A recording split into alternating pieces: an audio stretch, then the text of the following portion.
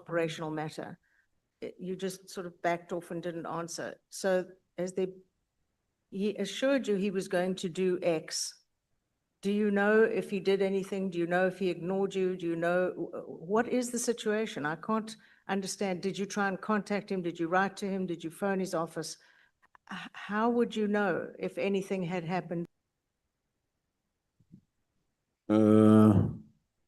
Yeah, well, remember I saw him somewhere, I think in June or early July, when I discussed with him. And again, there he did emphasize that, no, he did speak to the minister, and he heard what the minister is saying, that told the minister that if that unit is disbanded, it shouldn't be disbanded immediately. It must be winding down.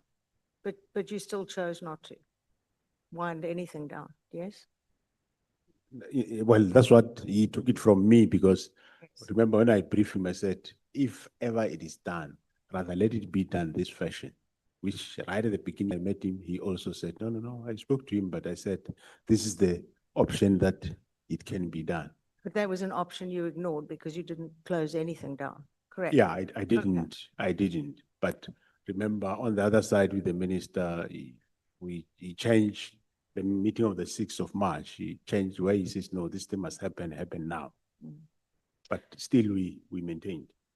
Following the allegations that your deputy, Shadrach Shabir, was allegedly working with underworld figure Kat Matlala, direct police operations, what systemic failures allowed a high-ranking official to be implicated in such a matter before being suspended? What have you done about it? What are you setting up to really prevent this from ever happening again? What I'm setting up is to have a counter capacity that will only check on us, check what we are doing, where we're living, what and what and what. So that I'm sure it will improve a lot of areas.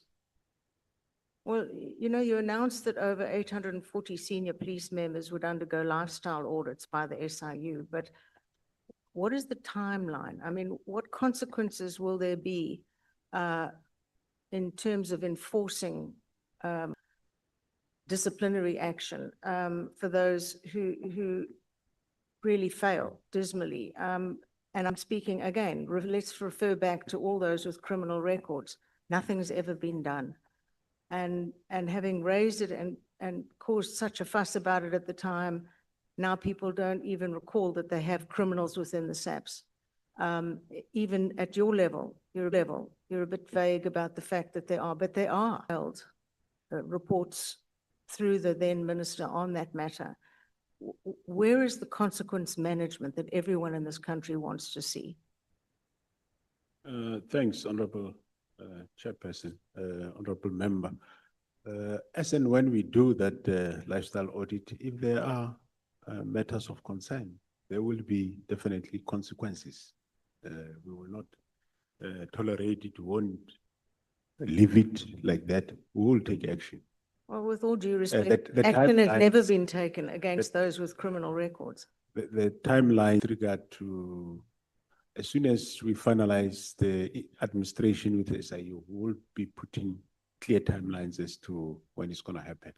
And on criminal records, Honorable Member, I do acknowledge, I said, I know there was such a project done by HR some time ago. I can't say how it ended up.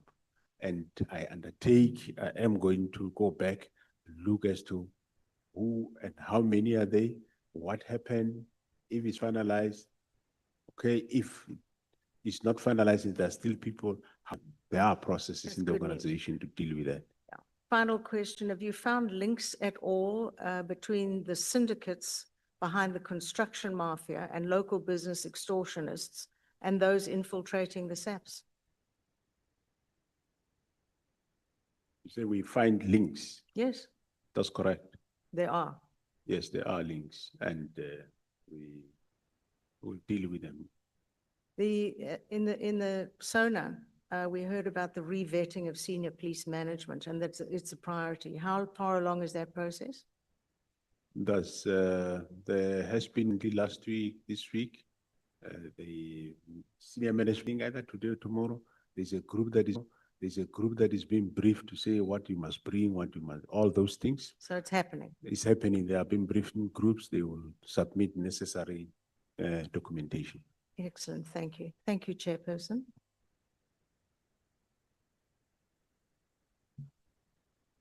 Honorable Matthys.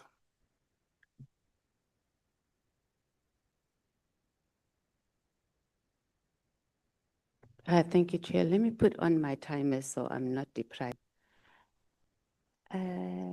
Stopwatch. Stopwatch. Start. Thank you, Chair. Start. Thank you, Chair. Hello again. National. First question, were you at the gates of prison before the infamous media briefing by Lieutenant General Mkhwanazi? Come again with the question. Were you at the gates of prison before the media briefing of Lieutenant General Mkhwanazi? I don't know, Honorable. Because he said he was, you were. That's what Lieutenant General Mkhwanazi said, that you were on the gates of prison. Well, he know more than I don't know then. So the two of you haven't engaged since he gave testimony No. with this ad hoc committee. Okay. And he said that, no. No. With this ad hoc committee. Okay. And he said that, no. From your understanding, National Commissioner, was Lieutenant General Mkhwanazi at the gates of prison around the time he did the media briefing? No, not as far as I know. Not. So there was a case that was opened against him at Houghton Police Station for torture, etc. Are you familiar with that case? No. It was in relation to the kidnapping of in KZN, and I can't remember the witness that we had before us that said he opened a case of torture. So you don't know of any case that's now at IPID against Lieutenant General Mkhwanazi? Well, I know people open cases as they go along, Honorable Chair. It's strange because that matter was dealt with by the DPCI. They can talk more better on that matter of, I think is the kidnapping of some family in Kwatukuza in KZN. Yeah. And where they ended up in Mpumalanga and somebody ended up being found in Mozambique, crossed illegally there. And yes, what I'm specifically asking about, Commissioner, is the case that they opened against our KZN Commissioner for torture and kidnapping, etc. So we had testimony here that the case lied at Houghton Police Station for almost a year before it was transferred to IPID. Now only IPID has started investigating the matter. So if you don't know, I understand cases are opened all the time, but as the head and the highest office in our SAPS, if there's a case against your your provincial commissioners and even your deputy commissioners, that's something you would or you should take an interest in, no? Thanks, Honorable Chair. I heard about it. The member was here, so I will hear from IPID in terms of what do they have. I'm not sure how. I'm not sure if he was involved in that case. I know it was General Sinona and others that were involved in that case. Hence, there is a departmental case running against Sinona and others who were involved in that case, because somehow the case was a strong case, but it was messed up. From what we understand, does include him. Lieutenant General Mkhwanazi's contract as KZN Provincial Commissioner is ending on the 31st of March. Am I correct? 2026. What's the plan? Or is Well, there a plan, or are you going to tell us the plan? Well, I approached him to check whether serve further. And also in terms of the law, I must consult with the premier, which I did. And he is prepared to serve. We are finalizing, of course, the final details in terms of the how part and those things. That's how far I can go. On the wires. I missed it. I haven't been on social media. Let's move on to just quickly the Telkom towers. Now, you seemed, or you gave us there wasn't anything wrong, National Commissioner, on the concerns regarding the Telkom towers. So can you tell us what is the current status of those buildings? Are the buildings occupied? Yeah, remember, Honorable Chair, ejected out with an order of the Department of Labor, Public Works, that building, and they are still repairing it now. But I engaged them to say, but this repair must come to an end so that we can get back to our building. Then General Fani informed me recently that they say probably end of April, those buildings would have been finalized in terms of repair. If that's the case, then we will be back into that So building. how much have we spent so far on a building that we haven't occupied? We purchased the building, I think, I know it's 600 million, and subs paid and Public Works paid some part. And of course, thereafter we spend, must be almost $1 billion in terms of IT and repair and installation of some other IT stuff into that building. It's been going on for a while. How many years now? Mm. And It you're was not telling us more or less how much it's up to also? It was purchased General. in 2016. And after that, since then, it's about 10 towers building. Since then, only handed over to subs, and it was in, out all the So, time. like 10 years, am I counting about right? And how much money? Because when the building was initially purchased, those are decisions that should have been considered, how long it's 10 towers, how long it's going to take, how much it's going to cost.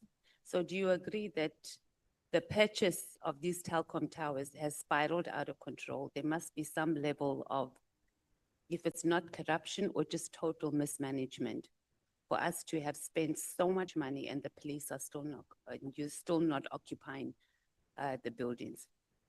Yeah, no, I do agree. Hence, Minister Mkhwanazi at some point, he wrote a letter to say he's giving back to Public Works and they must give us another accommodation somewhere.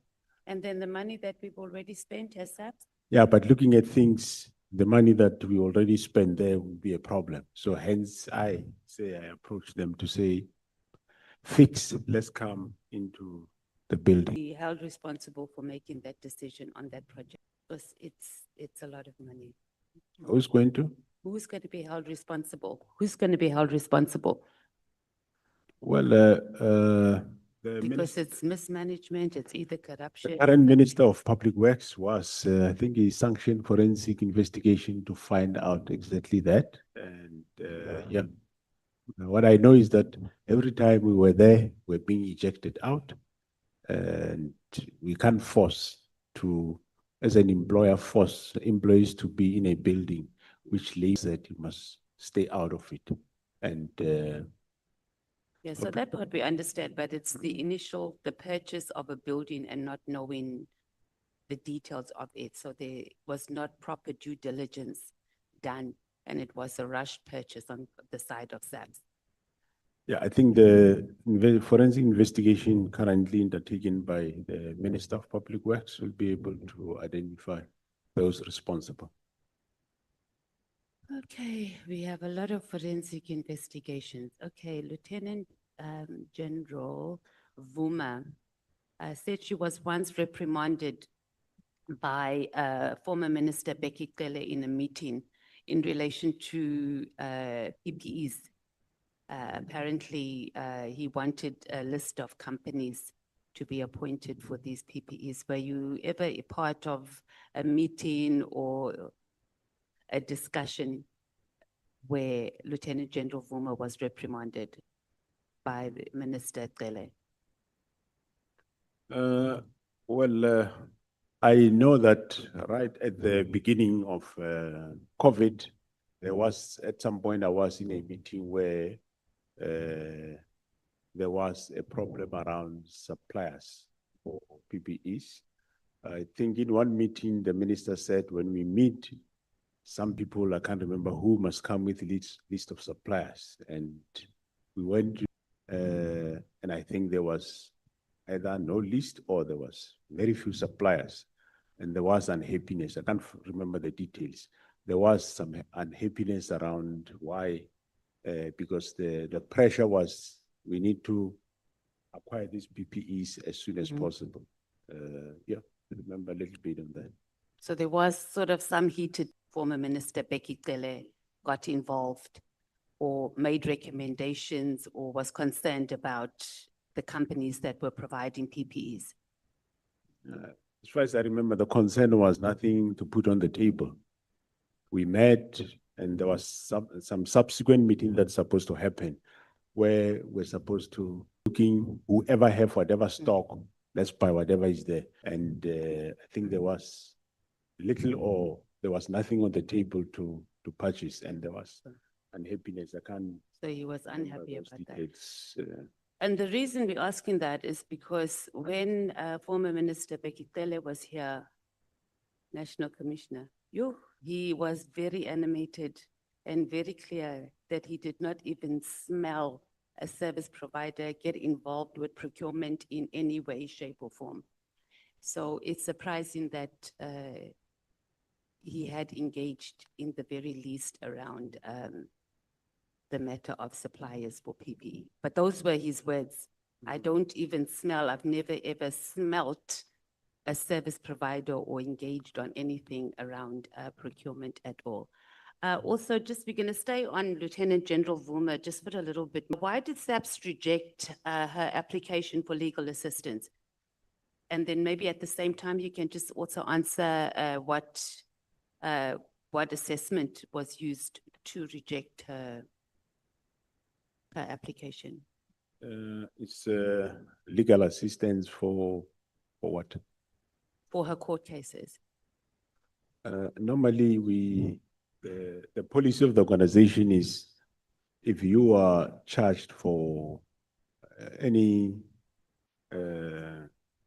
crime or misconduct related to corruption and fraud, we do not assist with legal assistance.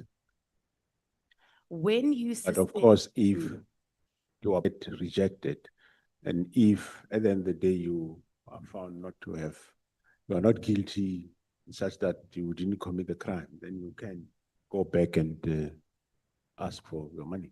Okay, so in her case, just to be clear, it was rejected on the grounds that there was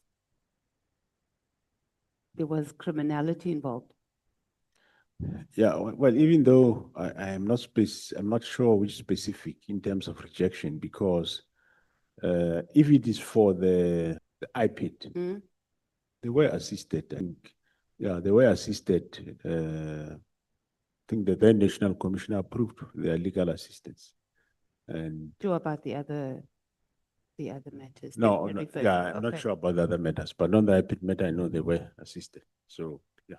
Okay. So when you suspended Lieutenant General Vuma, how long were you the National Commissioner, or how long had you been appointed as the National Commissioner?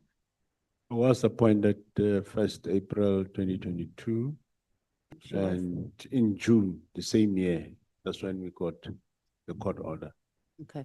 So this court order, what was it exactly? What did the court order say? Because from my understanding, it didn't make the court order was not about corruption or procurement irregularities or financial misconduct. It was more that they failed to provide a statutory document or something for IPID. So IPID requested and they were saying, no, it was a classified document. Yes. And Right, yeah. in that regard, they were assisted with legal Okay, yeah. assistance. So what I'm saying is that you said that you had pressure from the Concord order, but the constitutional court order was just about, it was a statutory obligation that SAPS must provide this classified document. It didn't have anything to do with their misconduct or anything like that. So on what basis did you write to her to ask why she shouldn't be dismissed or suspended? It is a misconduct in terms of the IPID Act. That they didn't want to provide a classified document? Yes. No, that they didn't cooperate with IPID. But they were arguing that because a document, that's why they didn't. Or did you do an investigation into why they didn't want to and whether the documents that IPID was requesting, they were trying to cover up some misconduct or corruption? That's the misconduct that was investigated after final order of the Constitutional Court came out.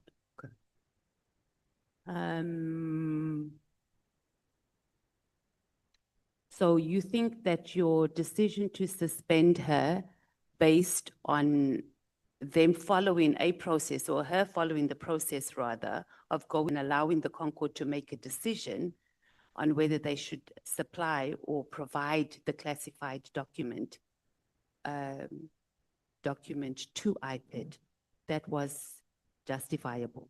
Because they weren't doing it behind, they actually went to court and they asked the court to rule on it. So you think it was justifiable for them to be suspended or her to be suspended rather?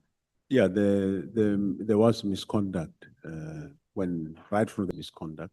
What was the misconduct outside of, because what I'm trying to say, National Commissioner, is that they went to court to sort a court decision on whether they should provide this classified document to IPID, right? Mm. And the court made a ruling, right? And they agreed. So they weren't doing something behind the scenes, right? The court ruling was strictly on a procedural matter, statutory obligation, which they did. I'm saying to you on why they didn't do it, because it might be the case that they didn't want this document because they were involved in some corruption and this document was going to show that. So that's what I'm just trying to understand. So if you're saying, National Commissioner, that it was just because they did not provide the document and it had to go to the Concord to make that decision, was it justifiable? Yeah, the investigation was about that. Remember, they were involved in the purchase of some grabber somewhere. And yeah, it was about that. But who did that investigation? Because the Concord order didn't deal with the merits of the case. It dealt with them providing a document to IPID. Yes. And you acted on the Concord order that just said. But the misconduct happened right at the beginning when they failed to cooperate with IPID is a misconduct on its own in terms of the IPID Act. So they failed to cooperate with IPID by cooperating with investigating the matter around those grabbers.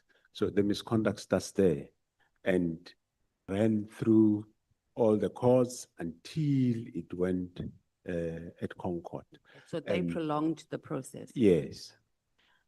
Let's talk about the multiple incidents of her break-ins that she reported at her home. And she also had security assessments done as well. Were you involved? In what? At her home, she had 4 break-ins, and on the 4th one, they caught the gang that was breaking into her house and threatening her. Break into her house? Lieutenant General Vuma, yeah. Okay, yes. You don't know, honestly, National Commissioner, are you surprised? No, I know. I didn't say I don't know. Oh, okay, the way you're looking at me like I must tell you the whole story and I don't, No, I'm chair of I'm mine. just worried So how what I'm does. saying, I'm asking you, were you Yeah. involved in that? Because she feel, Becky Cele came here, right? And maybe you should respond to that because her story is, or her submission and her testimony here is that you and the former minister, Becky Cele, were in cahoots of trying to get rid of her, right? Even before you became national commissioner, Okay. right? She's had death threats. She also had a security assessment done, right? She said that there was a gang that broke into her home, which I'm sure you know. No, so I want you to respond, number one. Were you involved in setting up or behind the break-ins and the threats on her life, whether it was actually to kill her or just to threaten her or intimidate her? Thanks, Honorable Chair. Do I look like a suspect?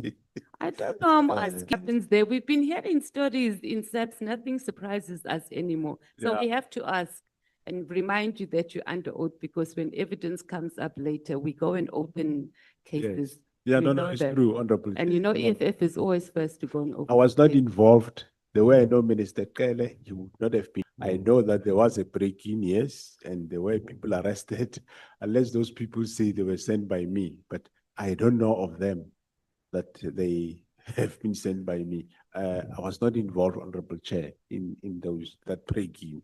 You know what former Minister Becky Cele said when I asked him? And you know, in his very animated voice, and I asked him, did you threaten or want to kill Lieutenant General Vuma? And his words were, if I wanted her dead, she would be. Okay. So what's your first reaction to a former minister saying something like that? Reaction? Well, I'm not him, so I wouldn't. No, not him, but I'm just saying like, but you know him and you worked with him. So would you consider that like a threat to say that? And does he have capacity to be able to just kill someone? As far as I know, since I know him, he doesn't have the capacity to kill.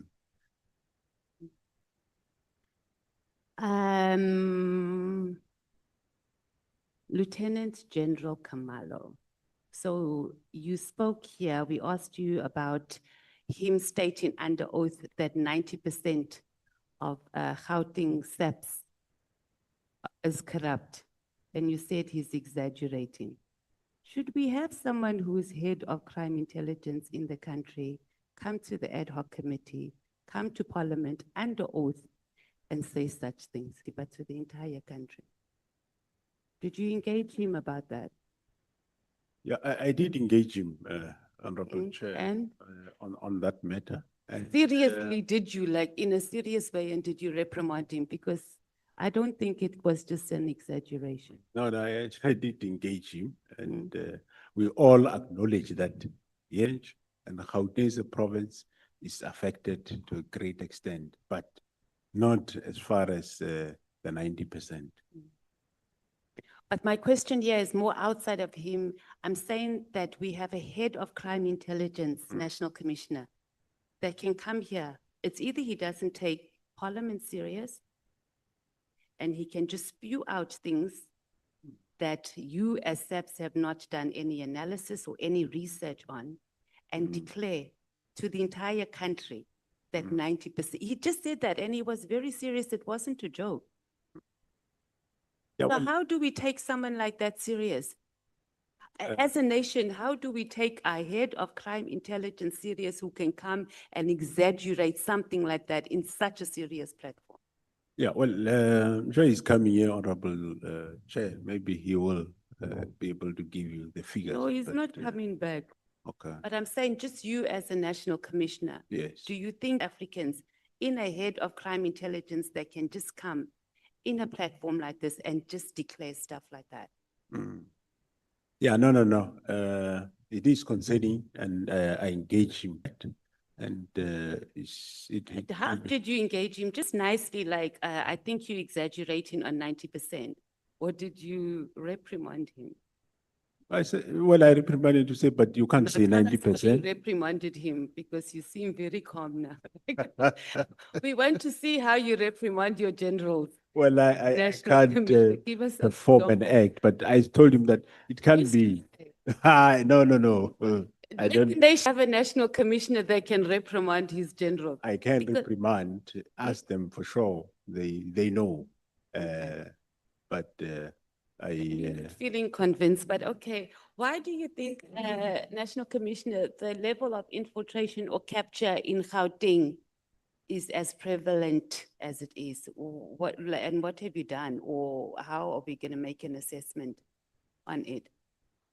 well, the assessment was done, of course, by the intelligence community, and there are areas where we know what is happening, and we have some around illicit mining. There's been arrest. Some of the matters are still being rounded off, and we will get results as we go on. Okay. And of course, Gauteng, remember, Gauteng have got quite a bigger workforce in the country, population say. So, yeah. I've got like 2 minutes left. Let me ask you just quickly, you said that Kat Mkhwanazi is the head of one of the big five cartels. You didn't tell us who the second one was, and you said the three are still under investigation. Who's the second one? And do you actually believe that Mr. Mkhwanazi can head a cartel? Okay, I'm asking you too many questions. Is it a cartel in the sense of the word cartel that we see in South American countries, or is it a syndicate? Because your deputy national commissioner said we're not on the level of cartels yet. Yeah, well, maybe they're interchangeably, but Okay. it's a close group of people working together. Okay. And Okay. Kat is one of them, allegedly. And I did say it earlier, Molefe allegedly is one of them. And Who's they are who's the second one? investigation. Oh, okay. And then the other are waiting. Correct, yeah, Honorable. For how long? Yeah, it depends how quick they round off with the work. Just my last question is going to be on the General Mkhwanazi. He had Paulos Sarah Jane Trent and their entire investigation done by Northwest SAPS. Is that something that is regular I mean, obviously the scene of the crime, etc., was Gauteng. Mm. So can you give us your national hat on that investigation, why it was conducted, and is it something that is regular? Thanks, Honorable Chair. There's nothing irregular in that. You do use, if you feel like you can use local police to do a specific investigation, there's nothing wrong. You get the police from somewhere to come and do the investigation. But a body from Northwest, so it wasn't like he put together a team from different provinces. It's like he handed over the entire investigation. I think it was to the deputy provincial commissioner for Northwest. Yeah, I can't talk for him, but there's nothing irregular in having Free State members coming to do an investigation in Gauteng. Actually, now I have Western Cape in South Africa on a specific project, only Western Cape. You won't say that too loud. You can see the DA can just start smiling. Thank you. Thank you, Chair, and thank you, National Commissioner. Thank you. Thank you so Honorable much, Chase. Honorable Mkhwanazi. No, you have exceeded your time.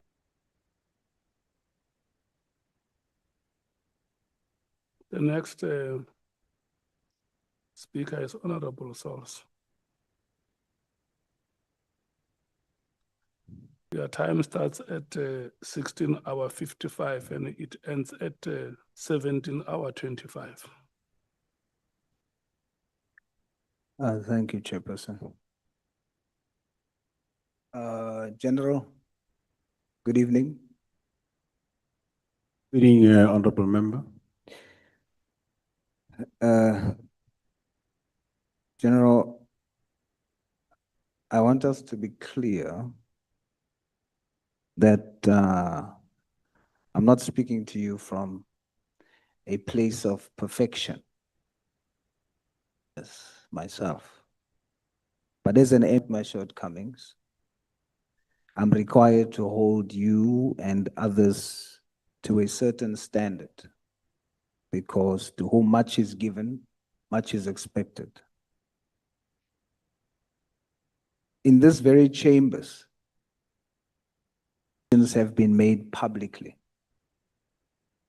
but no proof has been produced to date.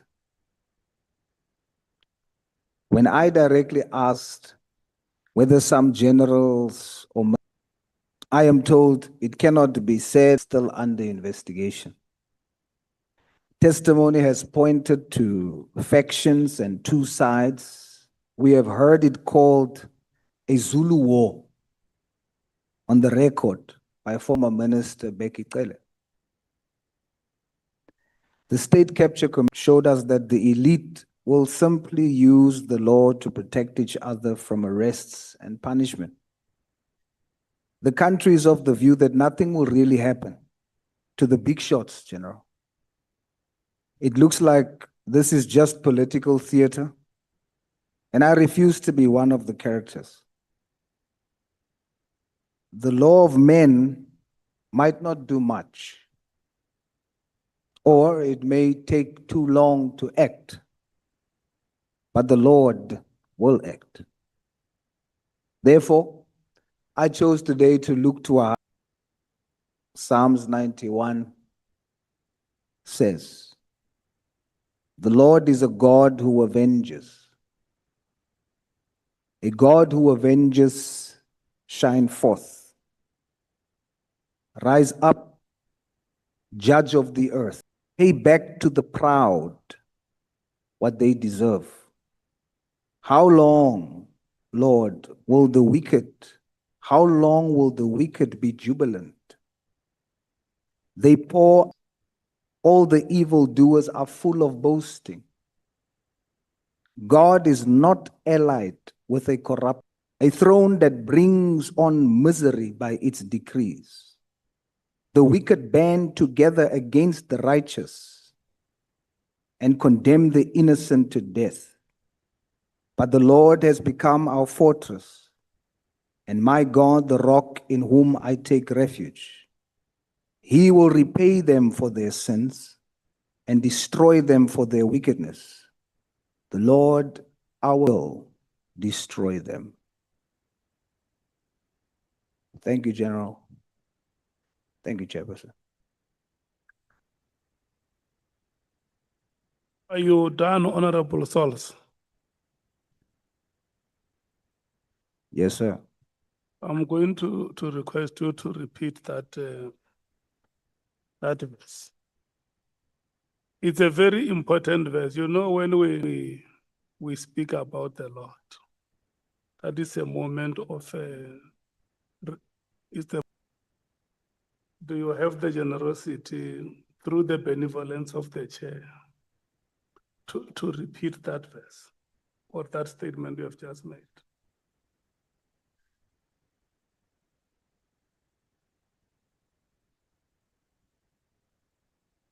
Chair, it's a very serious thing. Yes, I agree 100% with. Speak such into the atmosphere. Mm. We'll gladly do it again because I know what it means.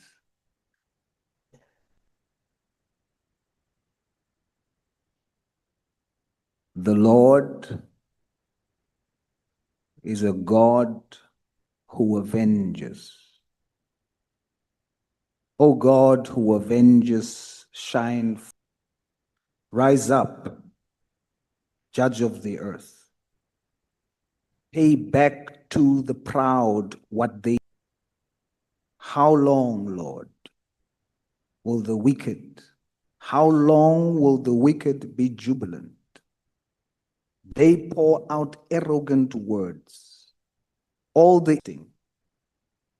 God is allied with a corrupt throne, a throne that brings on misery by its decrees. The wicked band together against the righteous and condemn the innocent to death.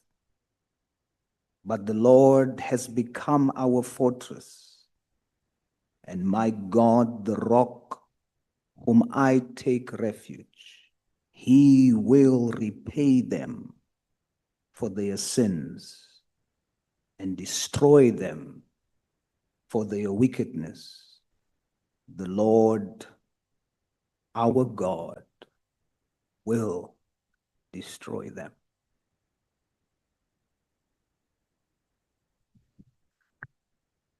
Thank you. Thank you so much. Honorable Sangweni. Thank you very much, Chair, and thanking Honorable Sauls for blessing us. But Chair, for the record, I think we need to correct a statement as made. I'm sure it was by error.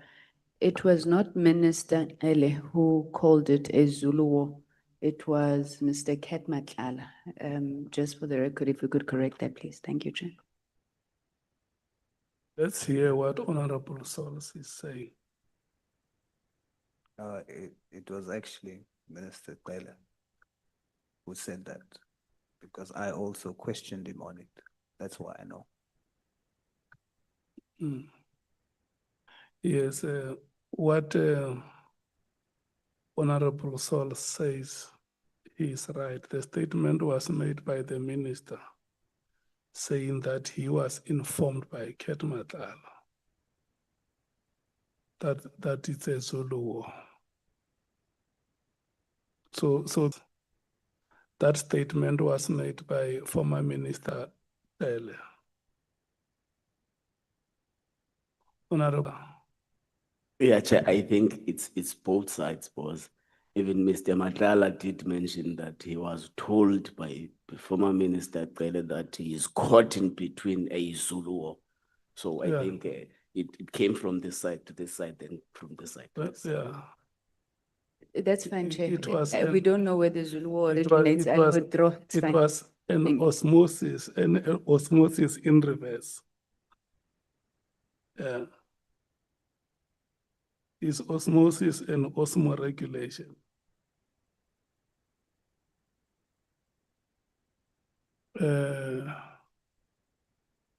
The next speaker will be Honorable Vessels. Thank you, Honorable Chairperson, and good afternoon, General. Good afternoon, Let me Honorable Member. start with the PKTT. You earlier said that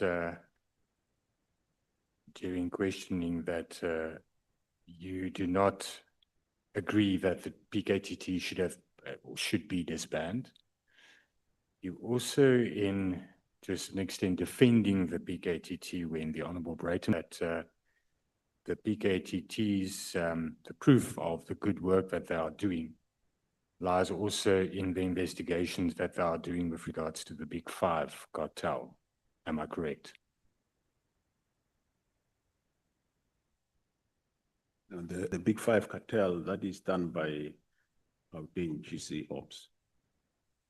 But when you answered the question, when you responded to Honorable Breitenbach, you said that the rest of the Big Five cartel will be identified, and it's because of the good work that the PKTT is doing, and use the proof why they are actually doing good work.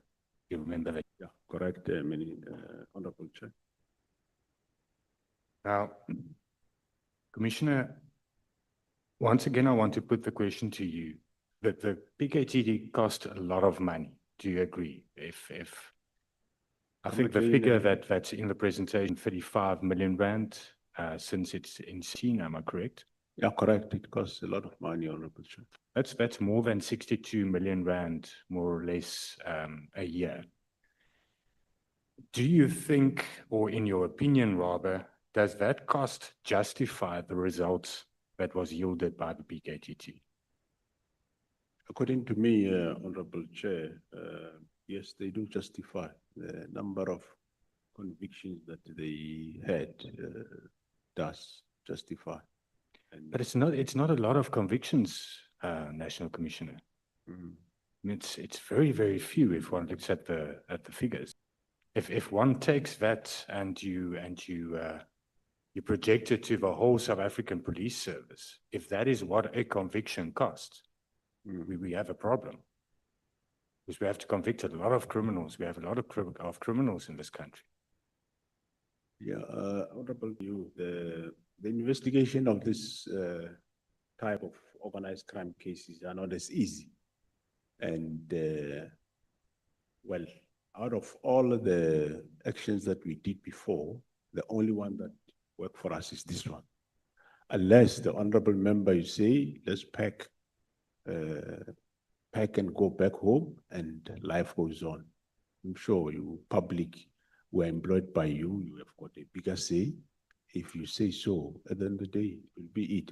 But from where I'm sitting, the number of convictions, because this type of matters are not as easy, like one would call it sometimes social, where somebody it's complicated investigations, which one think that I take it that they are serious organized crime, and they went out of their way to do this type of investigations. And from where I'm sitting, I see that there is definitely a value in this type of investigation. Hence, we now extend it to Gauteng. There's a lot of unresolved political cases in Gauteng. And we're looking forward that they are going to be able to make breakthrough in those cases. So I think we all would agree that political killings and solving those cases, and also through that preventing those type of crimes, the political killings from happening, is important. There's a lot of other complicated crimes in South Africa as well that I think you would agree also requires a lot of resources, and to a large extent has more victims. Would you not agree? Yeah, I do agree, Honorable Member. Hence, we have capacities. For example, you are Eastern Cape and Western Cape, we have a team of taxi violence. In Western Cape, we have a team that is dealing with gang violence. And now we are going to reinforce further those teams in terms of not numbers, but a different form of a skill to deal with gang violence, especially Gauteng, Lorado Park, and those areas, the different model that we think is going to do our best. So each area you'll find a different form of investigation, and the investigation differs all the time. So I agree with you, yes. With all due respect, I don't think gang violence is a new problem. And I think it's long overdue. And a lot of the other areas that you mentioned now as well. But be that as it may, Commissioner, wouldn't you then agree that if one looks at this from especially a operational perspective and a financial perspective, that the resources allocated to the PKTT, although the work of the PKTT is important, it does seem disproportionate to other task teams and other priority with that? The most expensive project out of all this, Honorable Chair, is the gang violence in the Western Cape, not the PKTT. Yes, but it's, I don't think we can compare it on the exact number. but in terms of the proportionality thereof, this is one team of a few members that's costing 62 million rand a year. If you take the number of officers involved in the gang task team, then it's not the same thing. Like you're spending a lot less money proportionately. Would you not agree? I'll agree that we spend more money on gang violence in the Western Cape with less convictions. Hence, we are changing the model now. And with PKTT, we spend that money that you say is more with more convictions. Now, I want to get back to you. This question has been asked a lot, but I want to ask it again to you because I started with the statement that you responded to by defending the PKTT's existence by saying that they are investigating the Big Five cartel. That's not the mandate of the PKTT. Why? For the members of the PKTT to do the work of organized crime.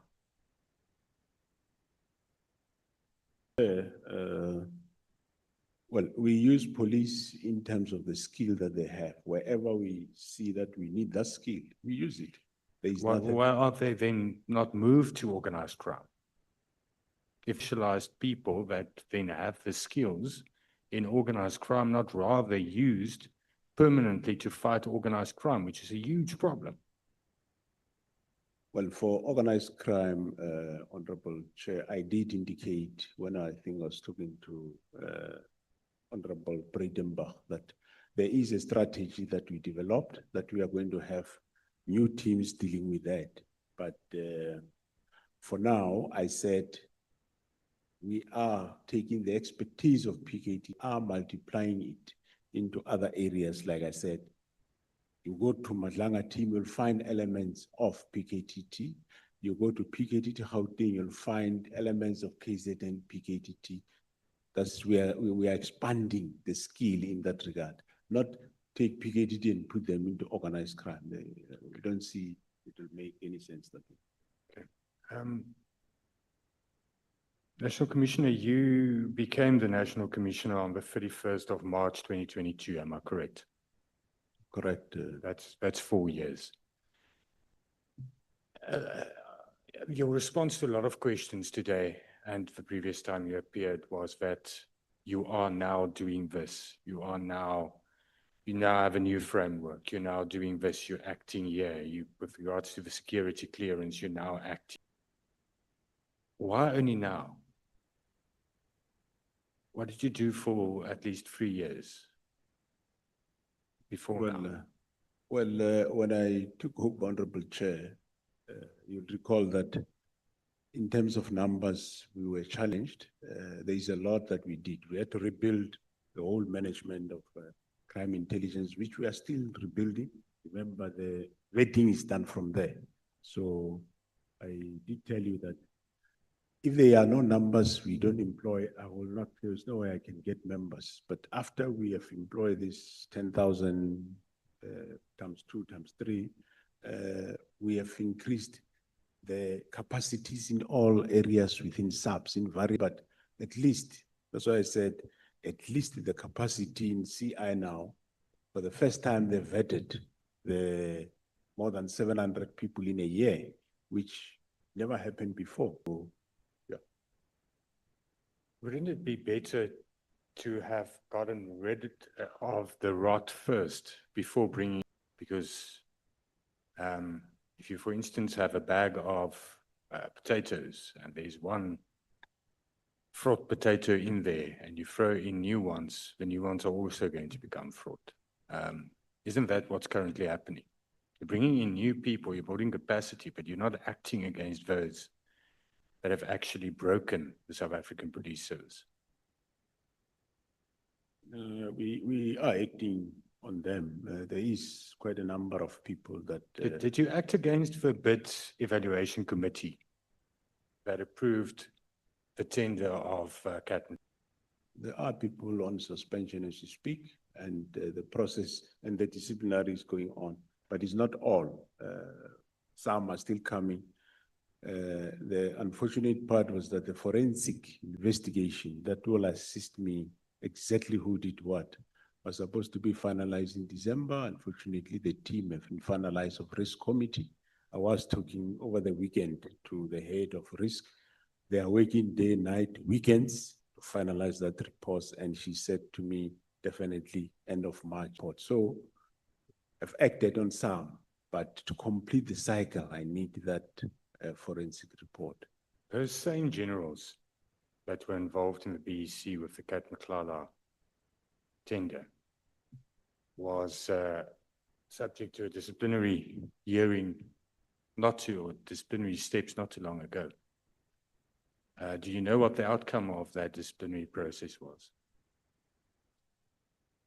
No, the one I know, is still pending.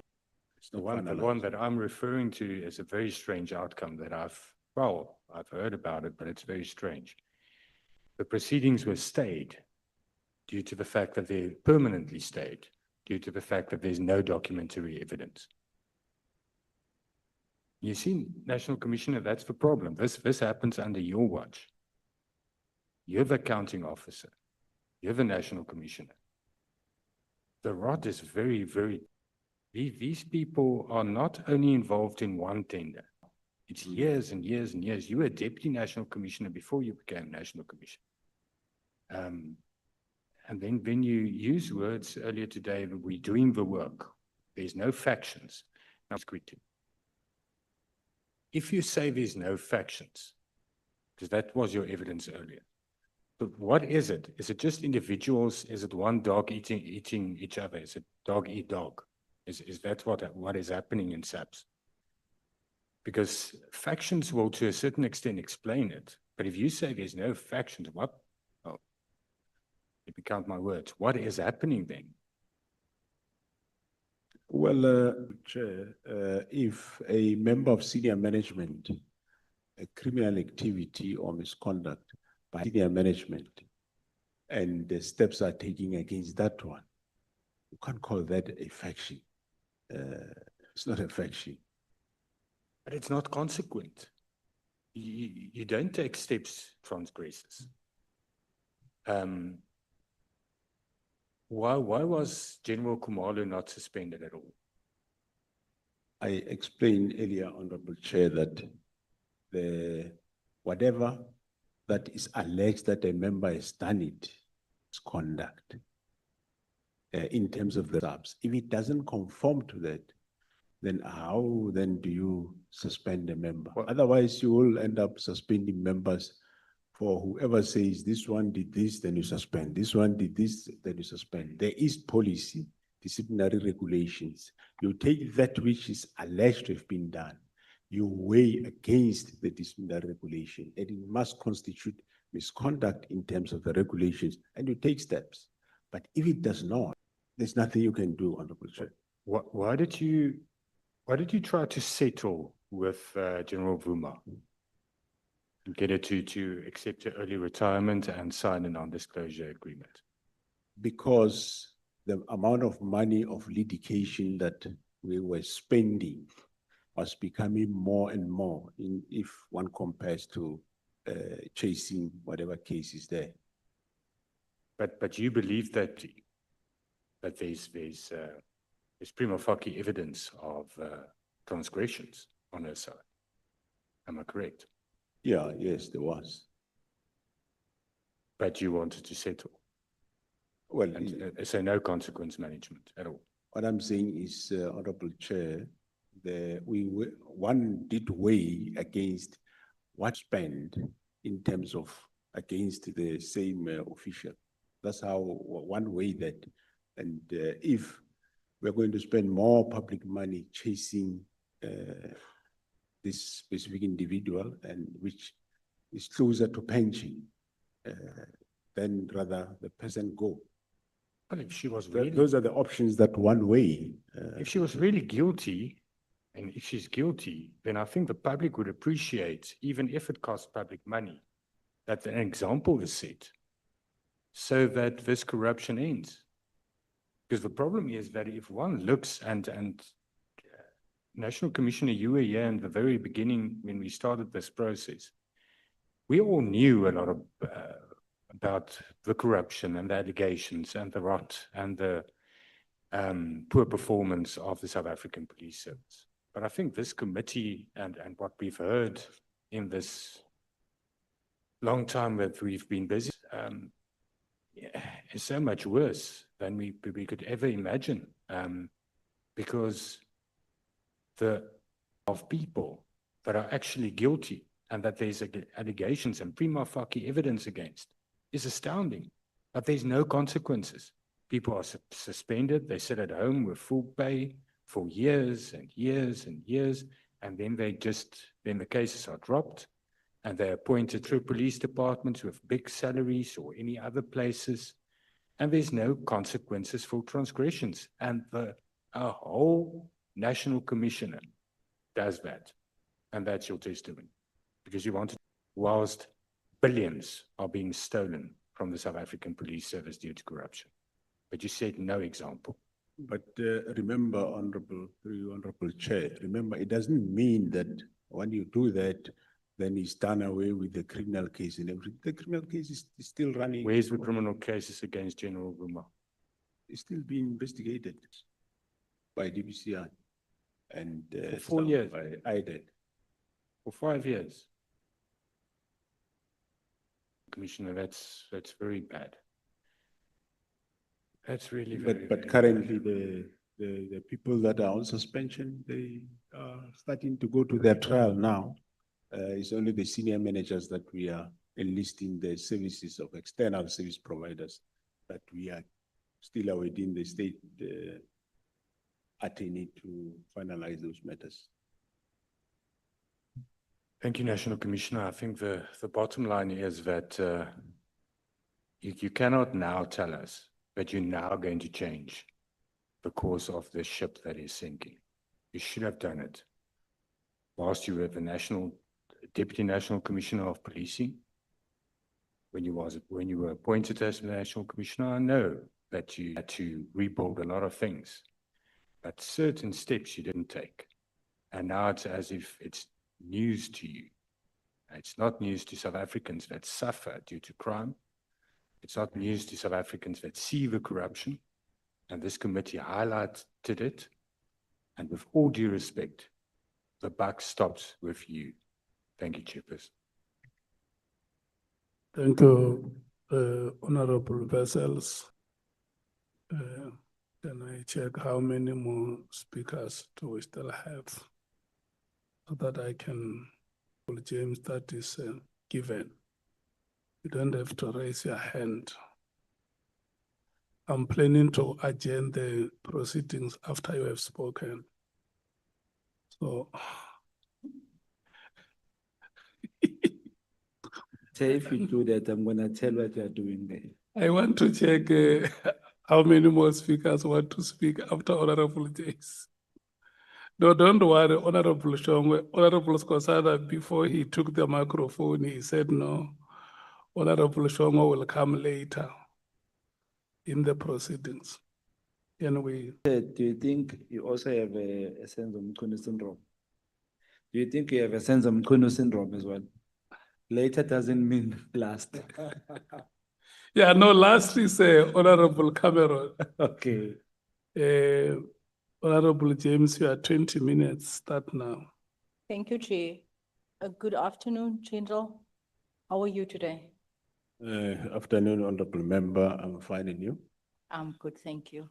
General, do you realize that with great responsibility, the responsibility that you carry, comes great sacrifice as well? I know, Honorable James. You're aware the sacrifices that comes with this job. I sacrifice day and night. You would know better. You phone me anytime. Yeah, thanks. I would have loved to hear you say I sacrificed those parties that I was invited to by General Sibia. Well, I didn't know there are issues.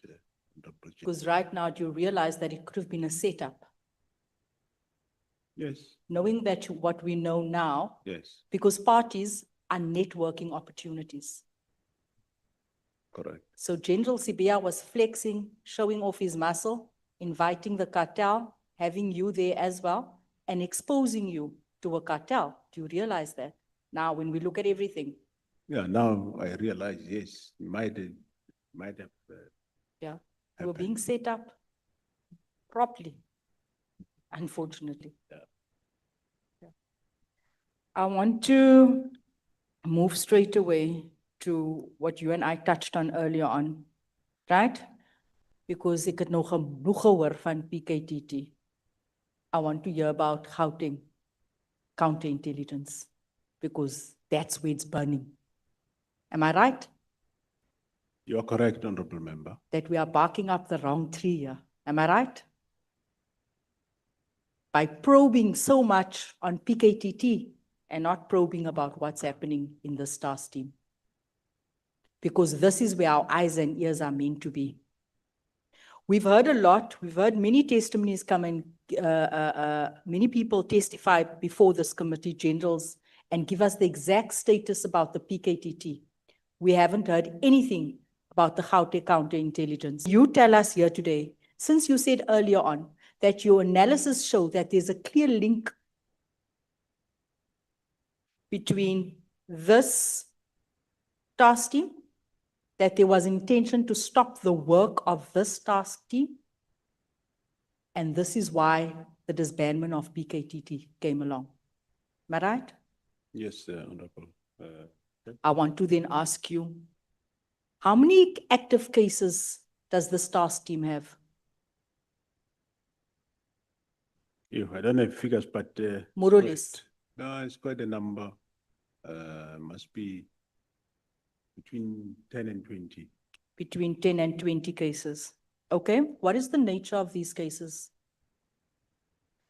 One is murders, Mhm. case of drugs, case of gangs and or cartels working together. Those are the type of cases. Drugs, gangs, the ones General Mkhwanazi was referring to.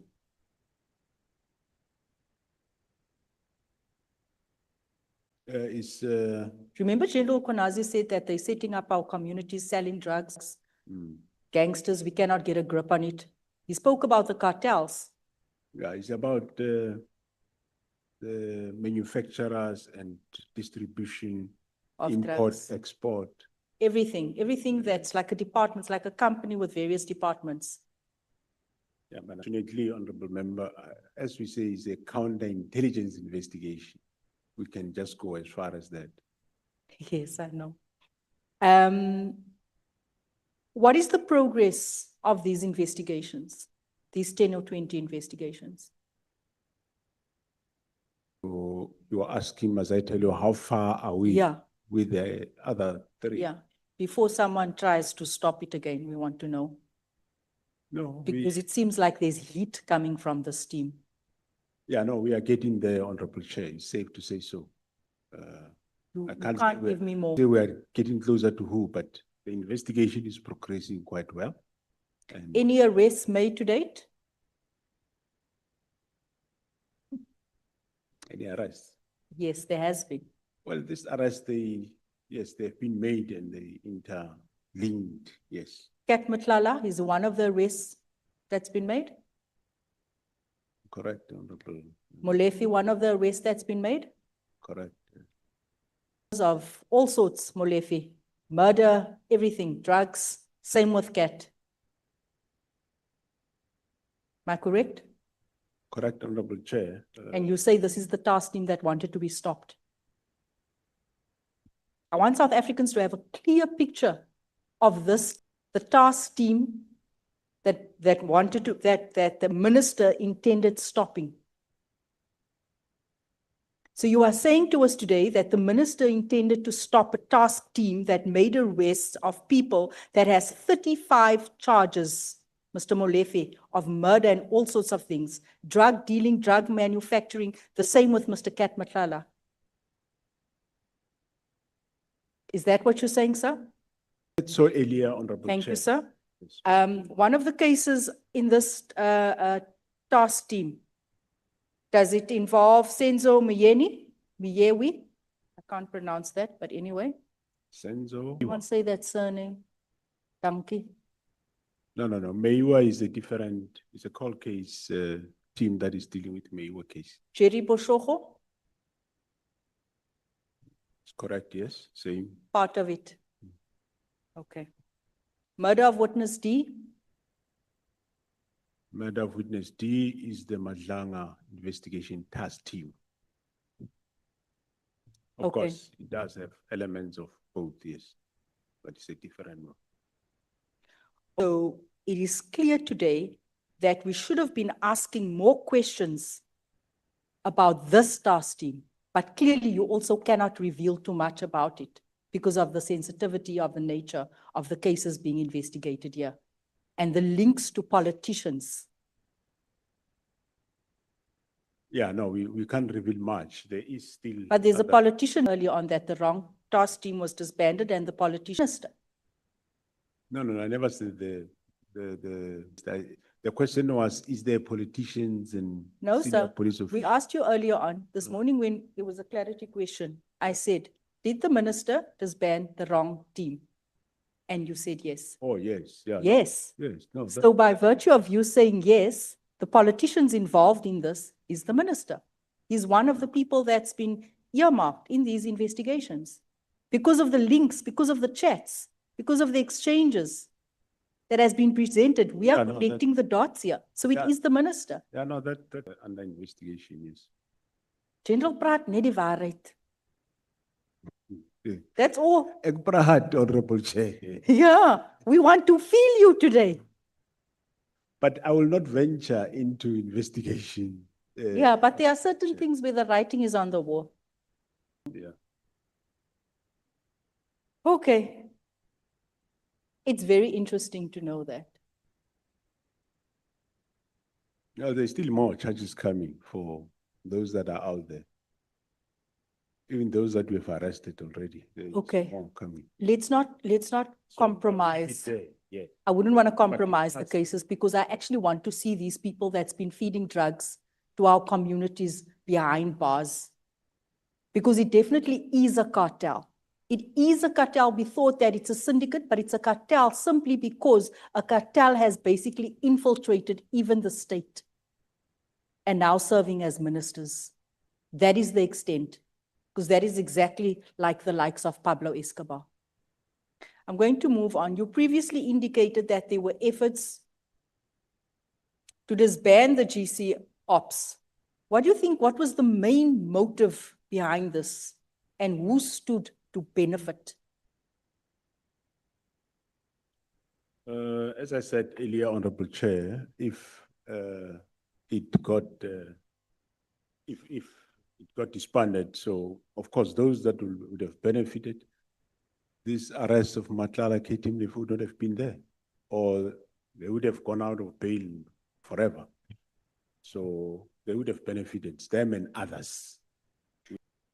So if the minister had disbanded this team, we would have seen an individual, a criminal with 25 charges and 35 charges of murder walk the streets today. Is that what you're saying? I said, I want us to be yes. so clear. I want South Africans to hear Yes, this. no. Yes, if the team was disbanded, yes, you wouldn't have these people going for trial now. You wouldn't have had them. Based on the evidence presented in various forums, including commissions of inquiry, do you believe the criminal syndicates or even the cartel structures have infiltrated SAPS where we're at now? No, we do agree they have infiltrated, correct? They've infiltrated the subs, yes. So the cartel has infiltrated SAPS. The cartel has infiltrated the state and the cartel has infiltrated also SAPS, which is basically the same thing, but Agree, Honorable Chair, but not only subs, other arms of state also, as well. yes. What General Mkhwanazi said was true. When you referenced the infiltration of the various departments. Yeah, no, I agree, Honorable Chair. I want to ask counterintelligence. Counterintelligence is meant to probe and investigate police officers based on if there's a threat or a risk associated to them. Am I correct? Within And, SAPS, they sort of investigate police. Yeah, that's part of their mandate. Okay, so in all of this that has been happening for years now, where was counterintelligence in all of this? Waar slaap hulle? Where are they in all of this? We've never even heard of counterintelligence. Policemen are compromised on a daily basis. We hear about police being corrupt in our communities. Why don't we see the deployment of counterintelligence to various stations where you hear are corrupt, they get taking chocho from drug dealers, and we hear all these sorts of things? Where is counterintelligence? And why are they so inactive? Well, after we increase the numbers, you won't see them, but at least you will see their actions. The takedowns that they do now in terms of, I spoke about earlier about an arrest of a brigadier. That's counterintelligence, just an example. So Give us your annual stats. How many policemen have they taken down? Now that we know that SAPS has been captured by a cartel, how many members has this counterintelligence department, unit, whatever you call it, taken down? it's quite a number, Honorable Chair, through you, Honorable Member, but I don't have figures. I just gave an example of one, but there is more than that they are busy with, and yeah, I'm sure some will solve. Okay. General, there were 3 members that appeared before this committee not so long ago, and members gave us, said that there were drugs stolen from the labs. It was on camera, the drugs were in the bin, they reported it. They gave us a list of dozens of generals to which they reported this to. It was Colonel Ramolebo, Colonel Malachi, Colonel Ramalepe. Do you know them? Are you familiar with these names? I am familiar with the names, Honorable. Yeah, and they told us that they went from pillar to post.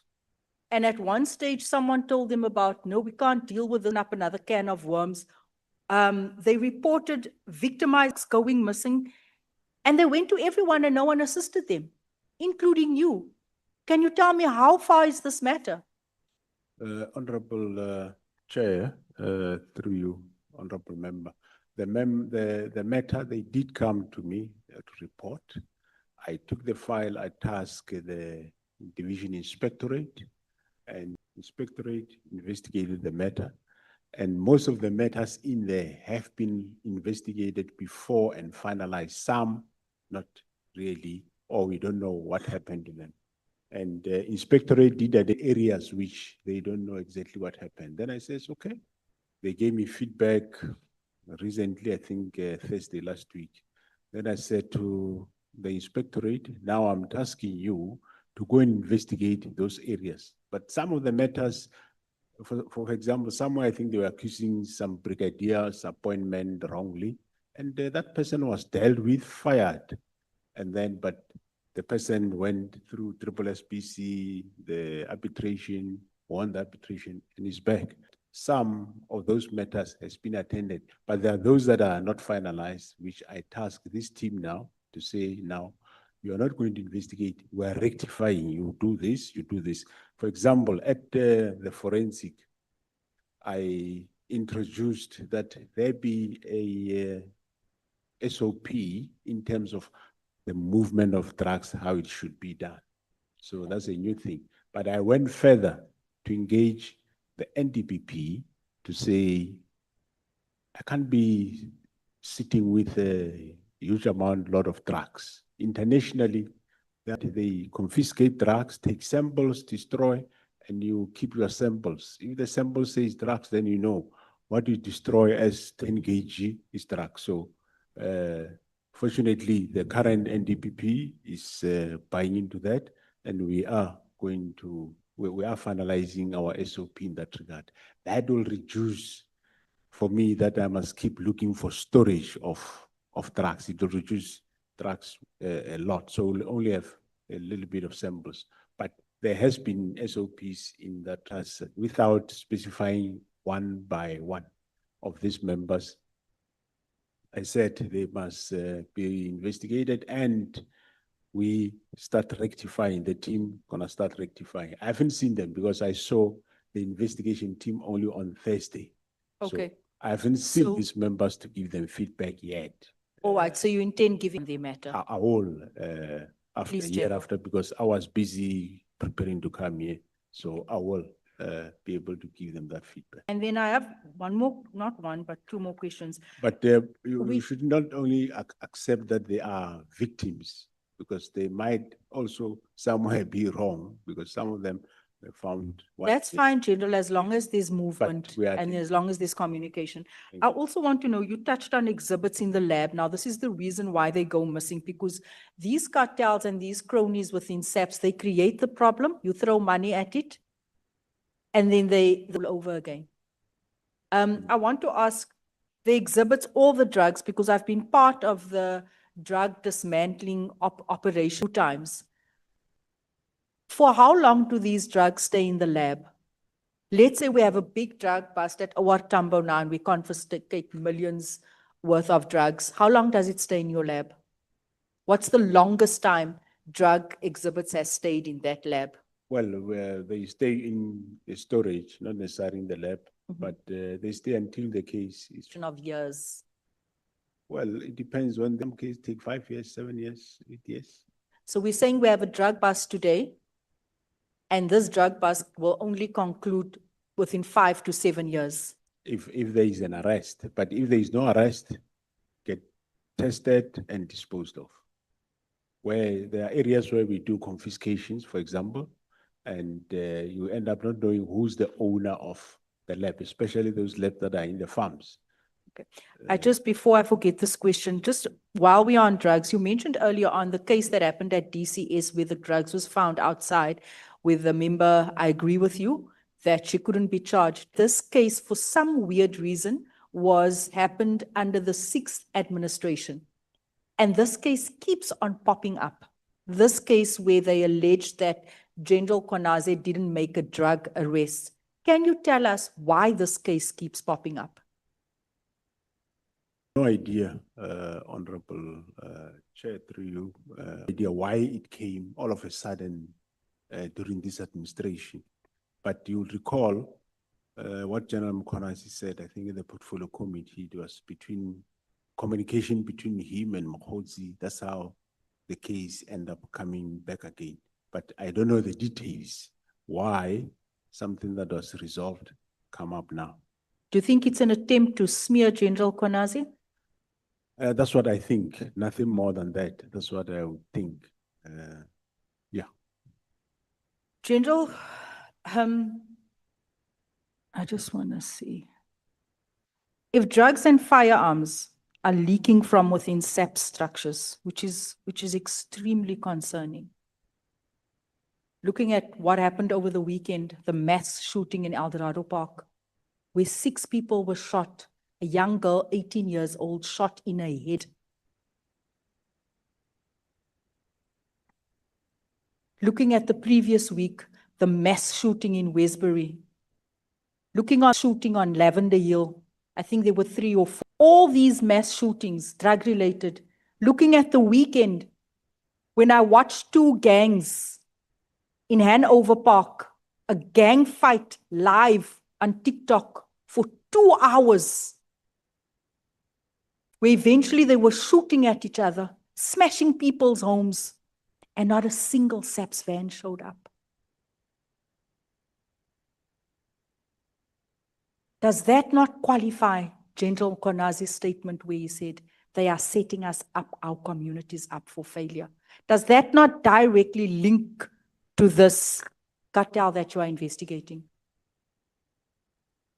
For now, I wouldn't say, but yes, it's possible that eventually there is drugs. Where there are gangs, there is drugs. So there should be, in one or another, a link. Hence, in terms of drugs, there is agreement with the NDPP. And we spoke about firearms, but we haven't finalized it because on firearms also, my view is, which I told him, is that normally firearms are not required. They accept the 112 statement. So why should then we keep the firearm all along, which we can test the firearm, there is proof it's firearm, and it is this specific firearm, and then we destroy it. So that part also, I currently come exploring it with the NDPP, can be accepted, and the judiciary accept, then we'll have no more these huge or big storages of firearm. As they come, then we know. We sample and we destroy. Thank you so much, General. Thank you, Chair. No more parties, General. Thank you. Thank you. Thanks, Honorable Sangweni. Thank you very much, Chairperson. Good afternoon, General Masemola. The 30 minutes expires at 18:18. Afternoon, Honorable Member. Thank you for coming back, General. And I think when you get to me, you are towards the tail end. We are almost done. We truly appreciate your cooperation. General, there's just been, maybe let me explain what I want to do so that even as we ask you the same questions, you understand that for us now, this is really the final stretches. Evidence that has been led, there's been counter allegations and so forth.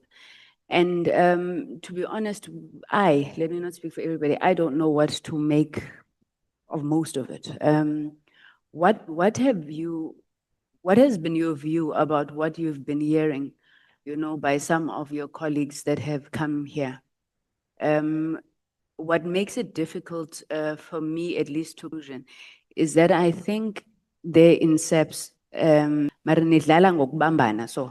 so when you don't agree on something, this one opens a case, this one goes DC, this one says there's allegations. So what do you make of this whole issue? Yeah, thanks, Honorable Member and Honorable Chair. I don't think it's more there are dedicated men and women, but yes, there are those that will concoct things just for the sake of tarnishing other people's name and or arresting them. And unfortunately, you might find that on the other leg of the justice cluster, they might have their own people in, if you go to NPA. So there are those type of things, but there are men and women dedicated to do the work, and where there is those that commit crime, action is taken. Okay, why would we believe you, for example, over anybody else? Well, it's not about, I'm telling the story of what I know, but at the end of the day, it is for the honorable member whether to believe or not to. But I'm sure you have seen colleagues have come in, we've seen facts coming out. I'm sure you've seen what comes out at the Madlanga, and I'm sure you're still gonna see more. That's when you'll get a better understanding of what is happening. Okay, your answer to the previous question actually made me think of one of the questions that I had. In the evidence that has been presented to us, there's obviously been allegations against SEPS itself, IPED and IDEC. Now, as National Commissioner, what do you make of the relationship with institutions, and what do you think needs to be done? Because even now, you were just saying, some people then have access to a certain component of the justice system. What needs to happen here between SEPS, IPED, and IDEC so that they are not used in these battles between police officers? Yeah, I think one of the things that should maybe be looked at thoroughly is agencies should look at how you employ, because you sometimes find a poor performer, let's say in subs. I don't want to say useless person, a poor performer. That will leave subs, but then you this other what do you call institutions, and you know the person's capability, and so. But when one is there, objective is just to do 1, 2, 3, whether there's any material yes or no, but doing certain things. So, yeah, I think there needs to be some sort of we employ police, IPID employ IPID people, IDEC employ IDEC people. Subs from subs to IPID and to IDEC. Somewhere you're gonna find a group disgruntled about sitting other group. It will continue. But at the same time, where there is wrongdoing, especially people involved in this organized criminals, the agencies has to be dealt with, not a matter of like what we just said now with the Honorable James of smear campaigns, those type of things. No, really deal with where there are problems, deal with it. Okay, thanks, General. Now, you said in your testimony, I think you were speaking to Honorable Nqola, you said the PKTT could not be disbanded because the threat for which it was established was still there. What do you mean by this? Because Minister Mkhwanazi testified that in the year before he sought to disband the PKTT, there was only one political killing. Maybe you could tell us that in this year, how many political killings have we had, so that we can understand what you meant by the threat for which it's still there?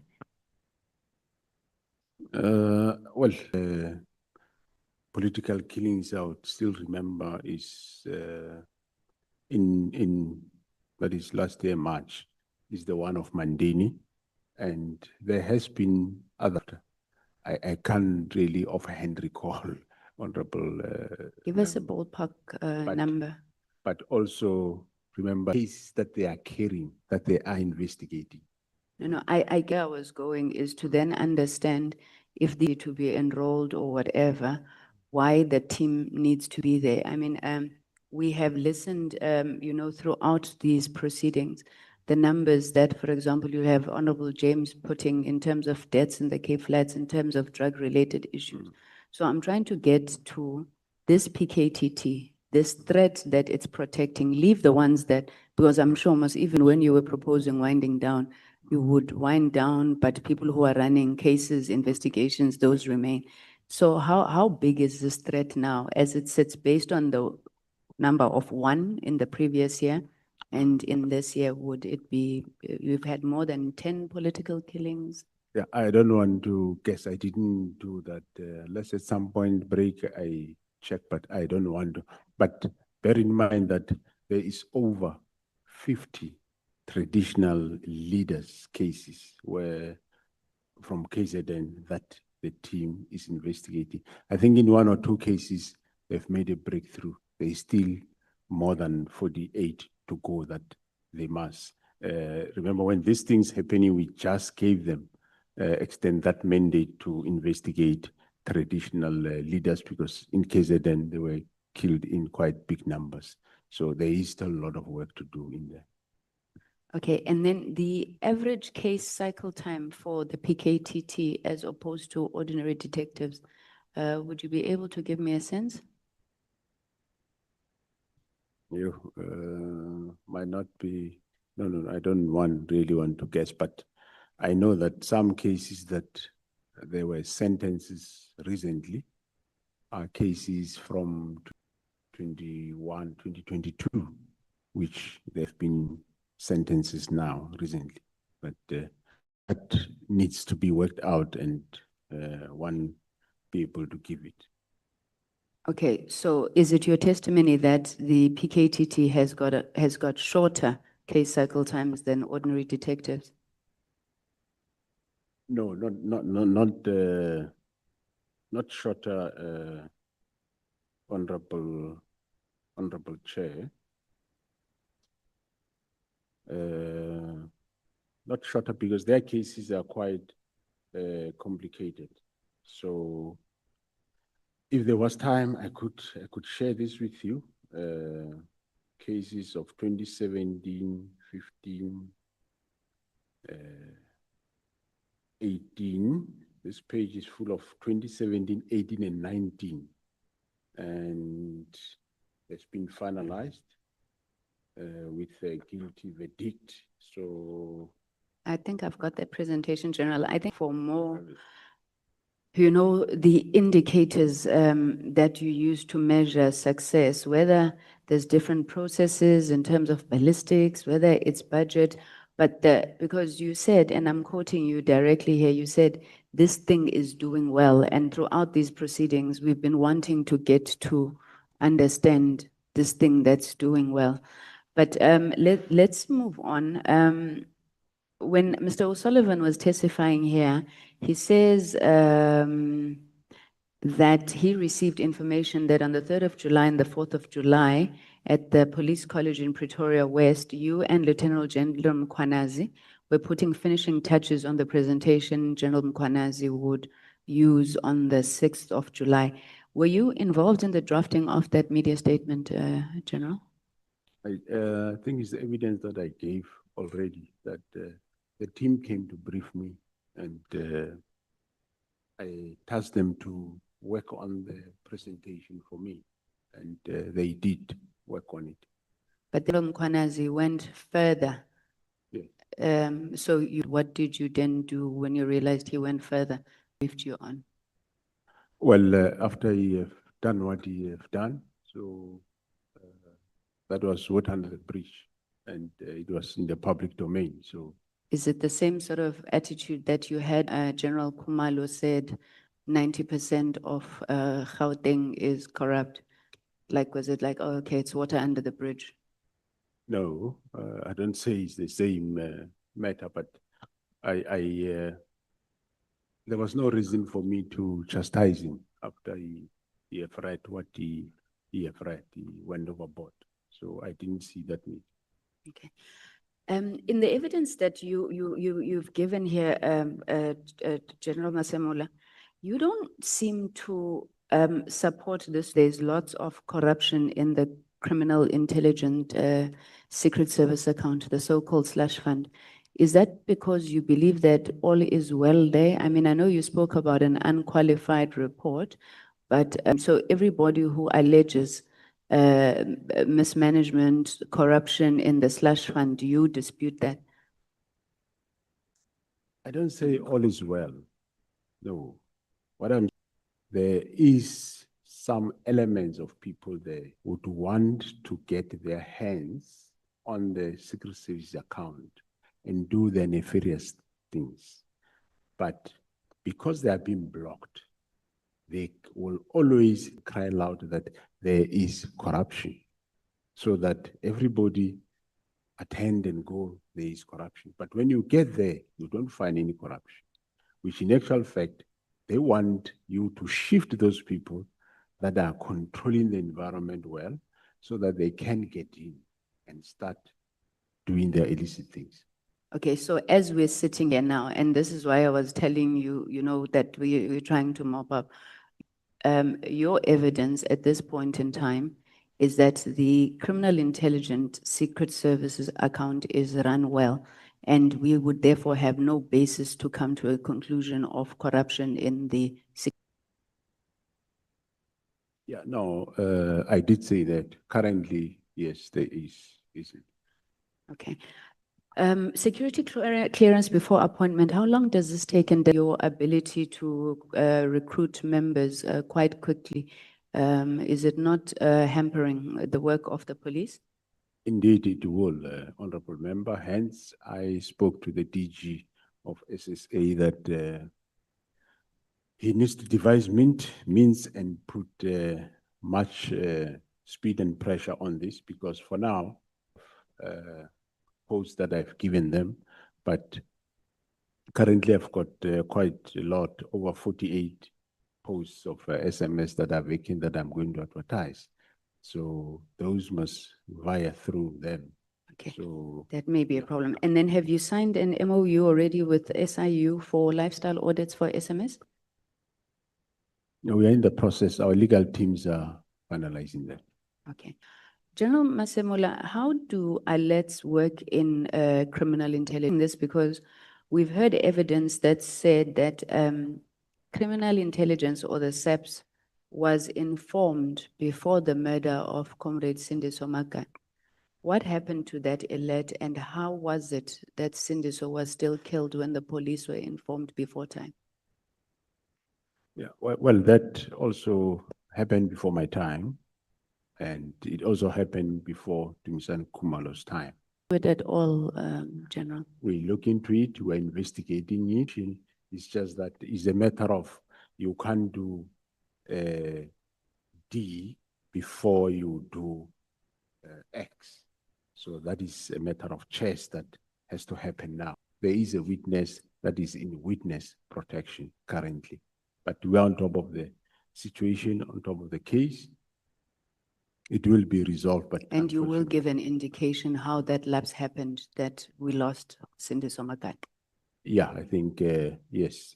At some point, this is that will come out, and why after even that. Why the police failed? Yes, General, what happened to General Mkhwanazi, and what is happening with the investigation of his murder right now? Honorable Chair, with General Mkhwanazi is done by the called case unit, which is doing the Senzomeiwa. They are mostly busy with those two, progressing quite well. I regularly meet the team that the progress seems to be quite not going, but they say the investigation is quite complex. I am sitting on top of, they must tell me if they want extra hands so that push that investigation. Okay, his family and former officer who served with him, they are saying that they have got no communication. They don't know if the police are still looking into this. Is it a matter that you are communicating with the family and you're making a commitment that it's receiving the necessary attention? Yeah, no, I've seen a letter, I think, written by the family where they were communicating with the investigator. And I did undertake to the investigator that I will go even, well, I heard what the investigator is saying, but I said, I will myself also go and see the family. General, how is it possible that Mr. Matlala's background was not picked up when he was awarded the Medicare 24, what? I mean, the guy is sitting with 8 cases and all of that. So when they do due diligence, don't they look at the directors? Yeah, the procurement system or process currently, I don't think they provided for that. It's once you are on the CSD, Central Database, you are then eligible. But however, indications are that because he was working with some people in SAPS, hence that which we say did not happen. Hence after even his arrest, we pick up a lot of other cases that we're investigating. Okay, because it would be worrying if, I mean, you would have access to the SAPS. That's the infiltration you're talking about. I'm interested to find out, maybe if we could just unpack this infiltration of SAPS by cartels. By the way, let me ask, if I'm not mistaken, General Mkhwanazi had said there are 3 cartels. I don't mean 3 members of one, there were 3 cartels. The Big 5 was one of the cartels. What happened to the other 2 cartels? Who are those other 2 cartels, not members? Yeah, I don't seem to recall. Maybe he'll remind you when you come here. But What I know, there's one. This one cartel cartel, okay. Dealing with quite various. Okay, I want to explore this notion of with Minister Mkhwanazi at the center. There has been no evidence that has been led in this committee that is showing how Minister Mkhwanazi is linked to the cartel. I know that Honorable Sauls and I took a lot of flack for this when people were saying that we're defending Minister, but we are purely asking, like we'll ask everybody else, of evidence to support the statements that are being made. Now, all that has been presented to us over the last 6 months is WhatsApp messages between Mr. Brown Mkhwanazi and Mr. Ketmatlala. Something with Cedric Sebia, Brown Mkhwanazi. We have yet to see the link directly with Minister Mkhwanazi. There's assumptions, I think, that are made that would have been instructed by the minister. Mr. Ketmatlala went, swore an affidavit, he doesn't know the minister. Brown Mkhwanazi says he was never instructed by the minister. Minister says, no, this one is a comrade or an acquaintance or whatnot. Can you help us here? In fact, the direct questions we were asking them, is the minister part of this drug cartel? And I actually want to quote a short conversation with you, was with Honorable Sauls and Lieutenant General Nqola. Honorable Sauls asked the minister, asked General Khumalo, is Minister Mkhwanazi part of the drug cartel or drug gang in Gauteng? Lieutenant General Khumalo says, as per my affidavit, the involvement of the minister is up to now, where I explained in terms of the links, which are indirect links with the cartel under investigation. Mr. Sauls says, is that a yes or a no? Is he or is he not part of it? Lieutenant General Khumalo says, it's a no. If it's supposed to be a yes or a no, it's a no. Now, I'm putting this to you again, General, because everybody wants us to accept a version without evidence. Where you are sitting now, do you have evidence that Minister was part of a drug cartel? Well, I don't have that evidence, but however, I'm aware that the investigation is underway in terms of the disbandment of the PKTT. You see, the writing of that letter, the objective that is being investigated as to what was the purpose for writing that letter, that is what is investigation is overseen by various others, and I'm sure it will, at the end of the day, it will prove whether what was the purpose for writing that letter at the end of the day. That'll be my last point anyway, because now Minister Mkhwanazi puts his own version of why he wrote this letter. And I want to start with your evidence that you led before this committee. It was on page, I'm trying to think. It was in your statement where you said, it was, oh, just, I can't see anymore. It was page 287, I think paragraph 8.4. And I'm quoting you, you said, I accepted the directive fell within the oversight powers of the minister, but held the view that his insistence on how and when the task team can be deactivated overreached into my constitutional mandate, the National Commissioner of Police, to manage and supervise the police service. General. It won't change. It's still my my evidence, honorable member.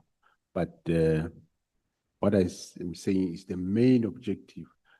Still, one don't understand why was he doing it, because he was doing it on a team that is doing the work and productively doing work that they know better. Okay, let me put a theory to you, and then you will tell me. Yeah, and again, General, I'm asking you because I'm probably going to put this theory to these comrades of the ANC before we come to the Adhoc. If I were to say to you, my belief is that Minister Mkhwanazi may have acted irrationally. He may have overstepped, not that his action was unlawful, he may have overstepped. And perhaps he may have been misled, but I don't know who could have misled him because we haven't seen any evidence to that fact. Would you think that I am wrong? I cannot answer it with a yes or no. I don't know. I think he's the best person to can be able to explain that. The crux of the matter here is he disbanded a team that he knows nothing about. He have had nothing about this team, no briefing whatsoever, just wake up and he disband. And he had the opportunity to listen to what is the team doing. So that's where I can stop thinking. Okay. So finally, no, I still have some few minutes left. General, this issue of expeditious hearings, I think you call them. There's allegations that I think it's called Section 9. I think 9. yeah, it's very much abused to remove generals that were officers that you know you may have issues with. Can you explain to us how it works? Whether, in your view, indeed it's being abused, and whether you think there's any policy gaps that need to be tightened there. Thanks, Honorable Member. I do not think that the regulation is abused. The regulation was developed for where there is overwhelming evidence of wrongdoing, then Regulation 9 is used, and it has been used. Previously, when that regulation was started, I was totally against that regulation. But it was said that even in terms of labor law, it's an acceptable standard that it is. But we have since agreed with the unions now that we are going to dispense with it till the minister signs new regulations, which we have with the unions agreed. The legal service is drafting it. It's not a police intervention even that might even require this committee's intervention. But we have already done work around it, and we agree that we don't want to, we are going to do away with it. And as soon as the legal service finalized, the minister will then be engaged and sign off, and then that is it. Okay. Had you briefed the minister about the activities at the borders?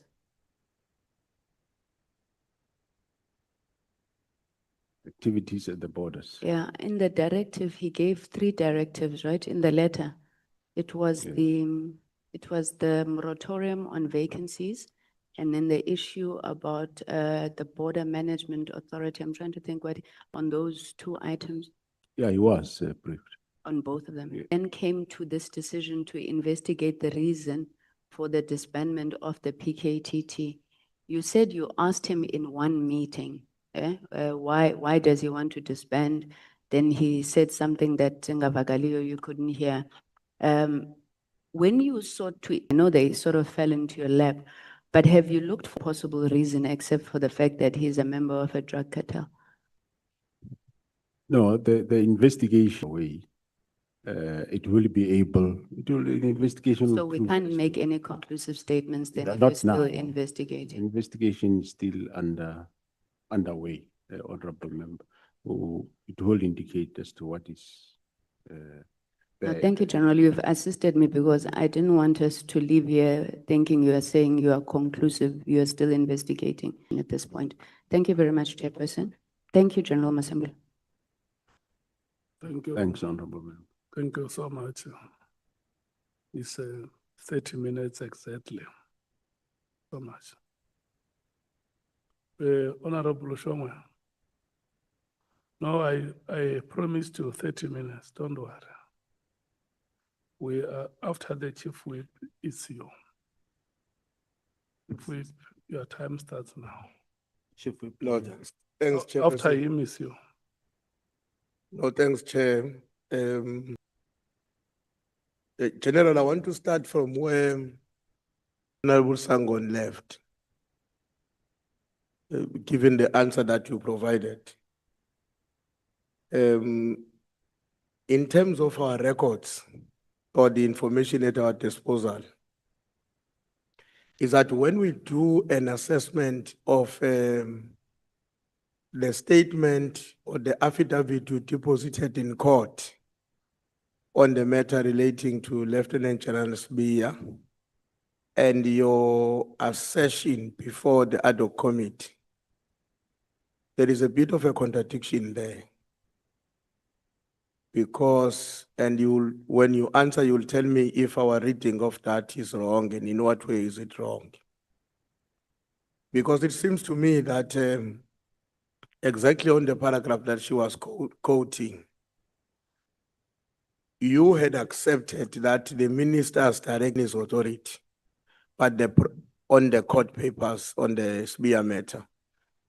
But the problem that you were concerned about is his desire or a determination to also decide the pace with the usage of the word immediately. But when we interacted with you as an Adhoc committee, I got an impression that you were fundamentally opposed to the directive and seeing it as not being lawful, which I'm saying appeared to me at least a contradiction in terms of your point. May you please comment on that? Thanks, Honorable Chair and members. What I said is that if, let's say for argument's sake, I don't know the exact words that you are quoting me. If, let's say, indeed he have authority to do it, the manner in which it was done, I feel it was wrong. But at the same time, I still maintain that my view, I think he went beyond his mandate of, in terms of the constitution of developing national policy and giving directions. But at the end of the day, it's for the committee to adjudicate as to which area how far can the minister go, because I might understand the law differently or whatever. But I do acknowledge that, yes, you would recall that I developed a plan of winding down, meaning I said the minister was not asking me directing me to disband. So I accept, I disband, but I was saying not your way of immediately, but let's rather do it in this fashion. I don't see much, but there is a contradiction there, Honorable Member. I'm saying that because you see the way you have been, when you engage him before the committee, and I think even now, you are very categorical in your own words that the minister was wrong. Very categorical. You are very forward about that, forthright. But I'm saying that does not come out exactly the same way on the affidavit that was deposited in court on your behalf and by yourself on the matter relating to Lieutenant General Sbiya. That's the point I was raising. Okay. That you are not as categorical on that affidavit as you were and are still before the Adhoc committee, that you think this was a wrong decision. Because the Adhoc committee, your contention was that the authority did not lie with the minister to take such a decision. That's the impression I got, and you tell me if I'm wrong.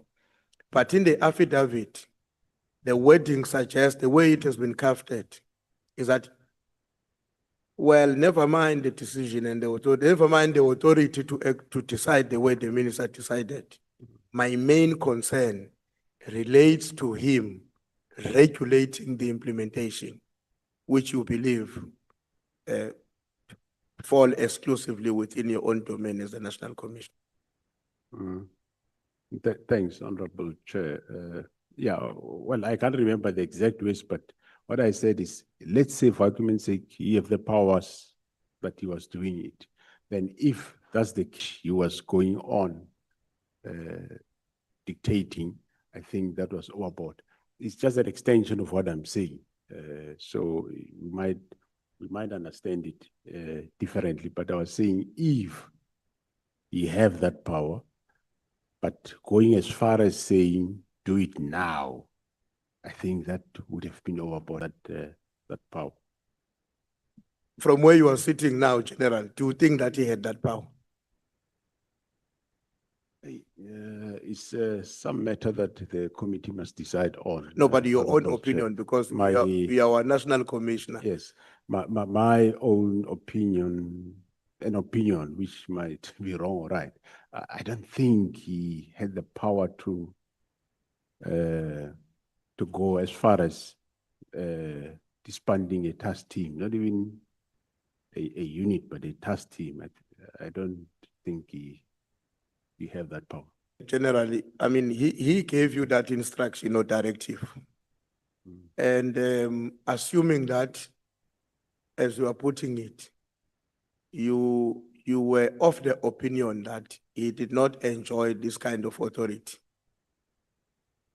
I would imagine that therefore would have resulted in the directive being unlawful. In a way, it would have resulted to that situation. Now, why would our national commissioner engage himself in the process that implements something that is likely to be unlawful? That's number one. Number two, Yeah. what would you say, General?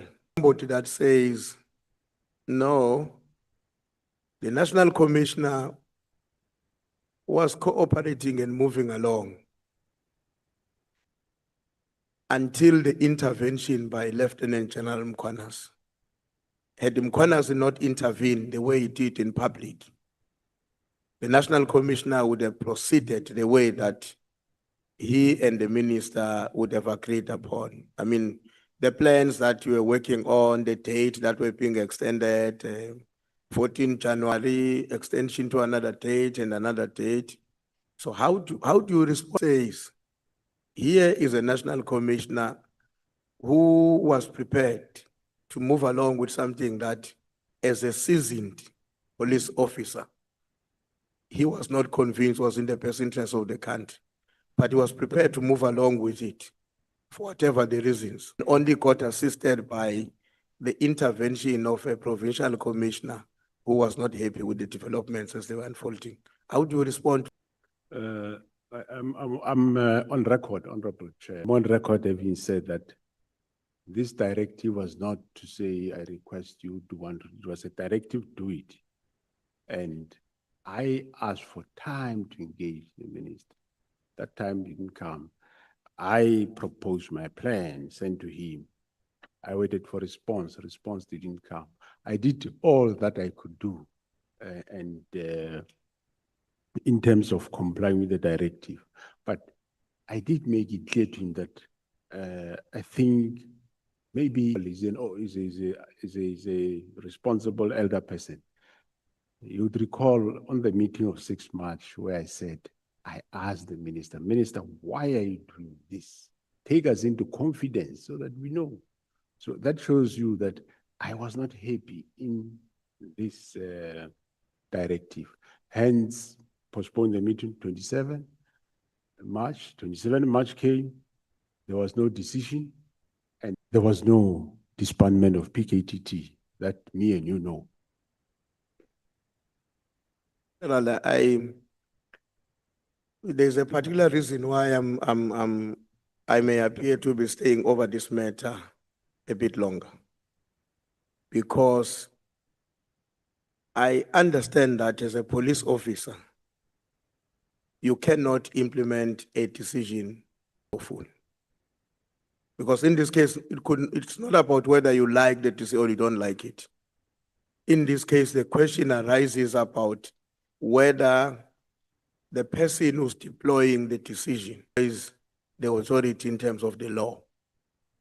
But when you move along, if we were to say the Mkhwanazi incident did not happen in July, where do you think we will be by now? Because why was it not easy for you to say, I've been a police officer for more than 3 decades. I know what you want me to do is wrong and I don't agree with it. And so as a consequence of my view on this matter, I'm not going to carry it away. I'm not going to carry this instruction. And then the minister will decide. If he says, well, if you can't carry this instruction, I'm going to the employer, your employer, which is the president, and tell him that you are not listening to my directive. Then the opportunity together with the minister or respectively to employer and say, yes, I disagree with the minister because what he wants to do is wrong. Why we did not have that kind of a national commissioner?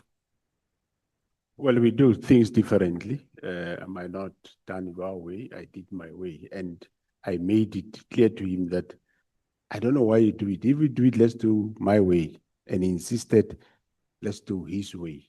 And the 6 March meeting was a clear indicative way that we have different views on the matter.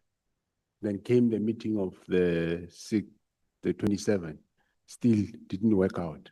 And I did went to the employer to say, there is the problem. I don't agree with this thing. But if ever it has to be done for some reason that I don't know, let it be done this fashion. The employer says, yes, I think that's the right way to be done. If it is done, let it be done that way, but I'll talk to you.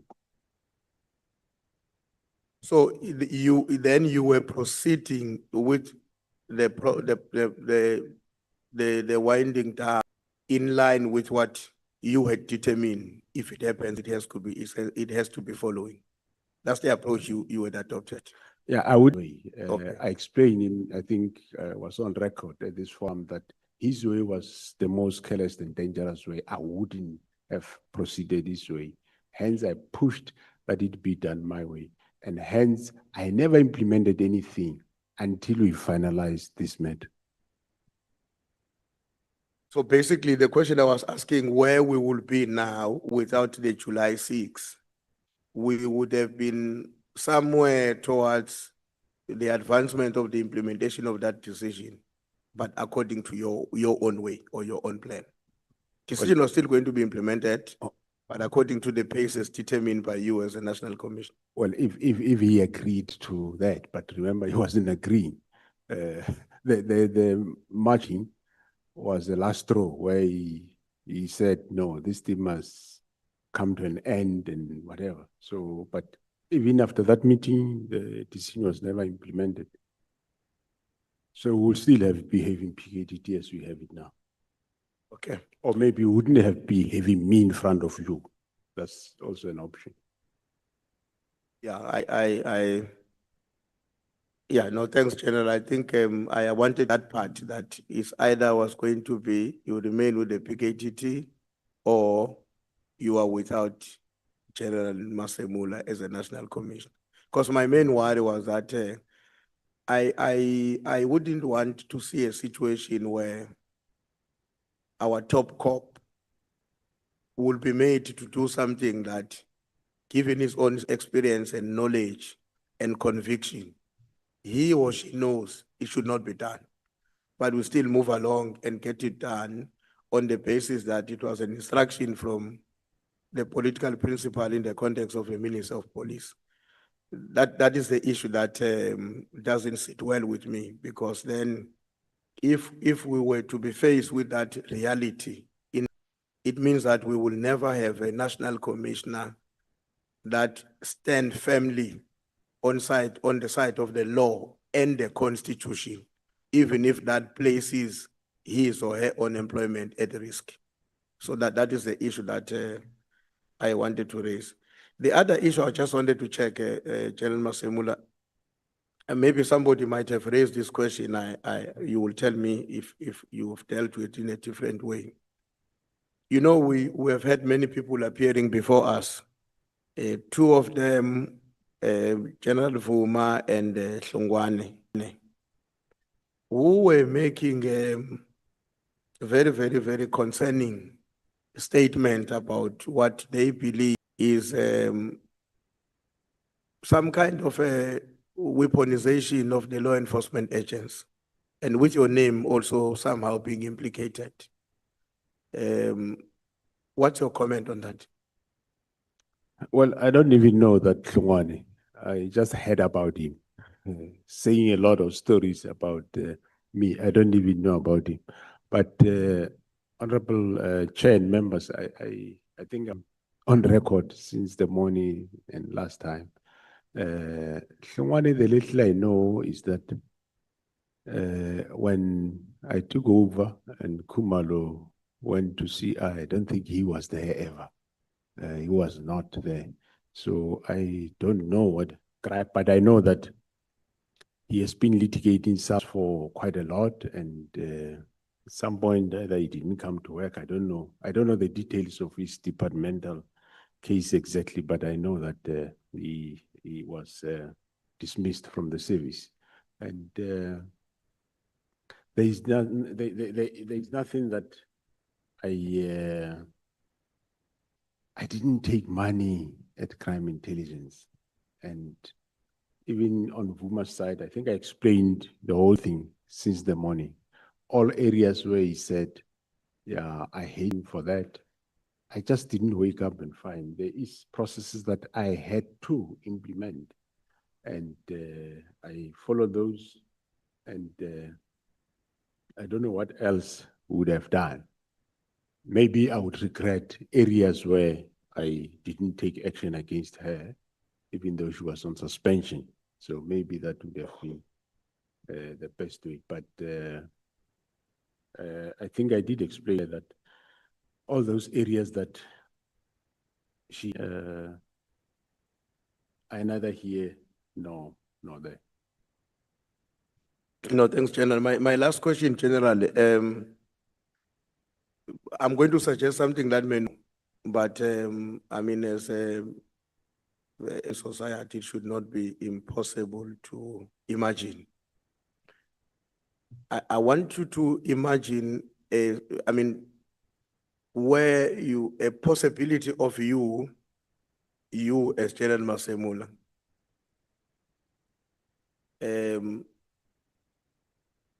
how do I put it?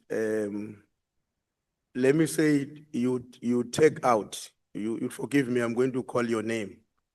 You take out Fani Masemola from the National Commission just for a few minutes as we're talking to me.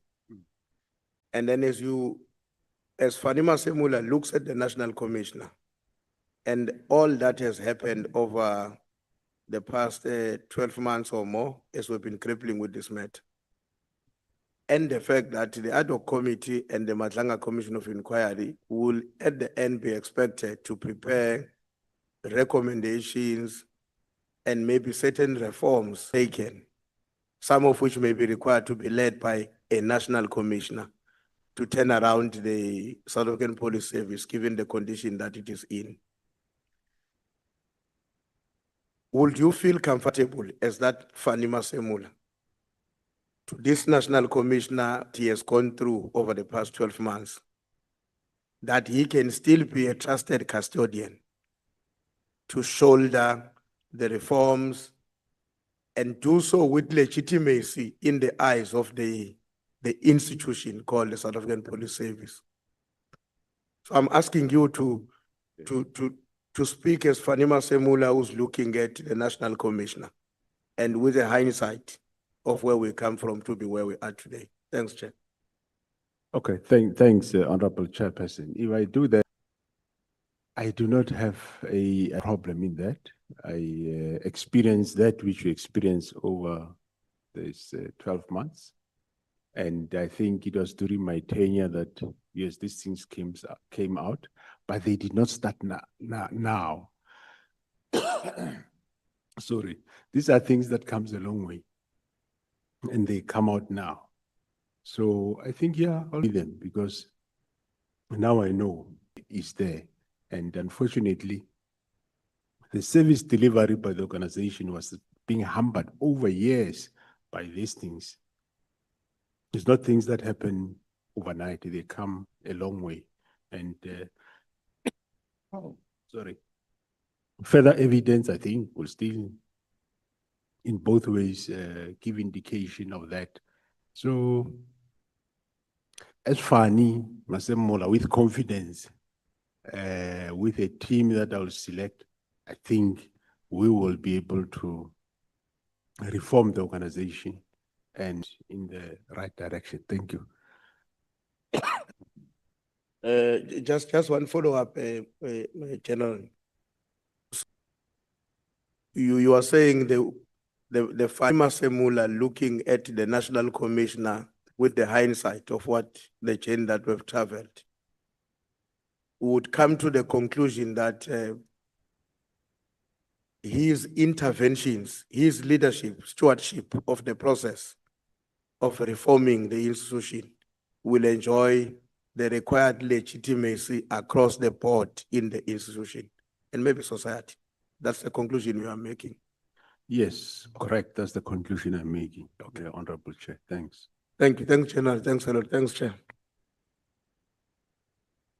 Honorable Shongwe. It's now 1840.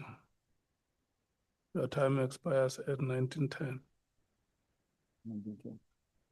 Sawubona General. Bona Mhlonishwa, Ngiyaphila kodwa. ayisiyazama. Bona nje. No. Kunomuntu lapha ku TikTok General ugama lakhe u10111 Sean.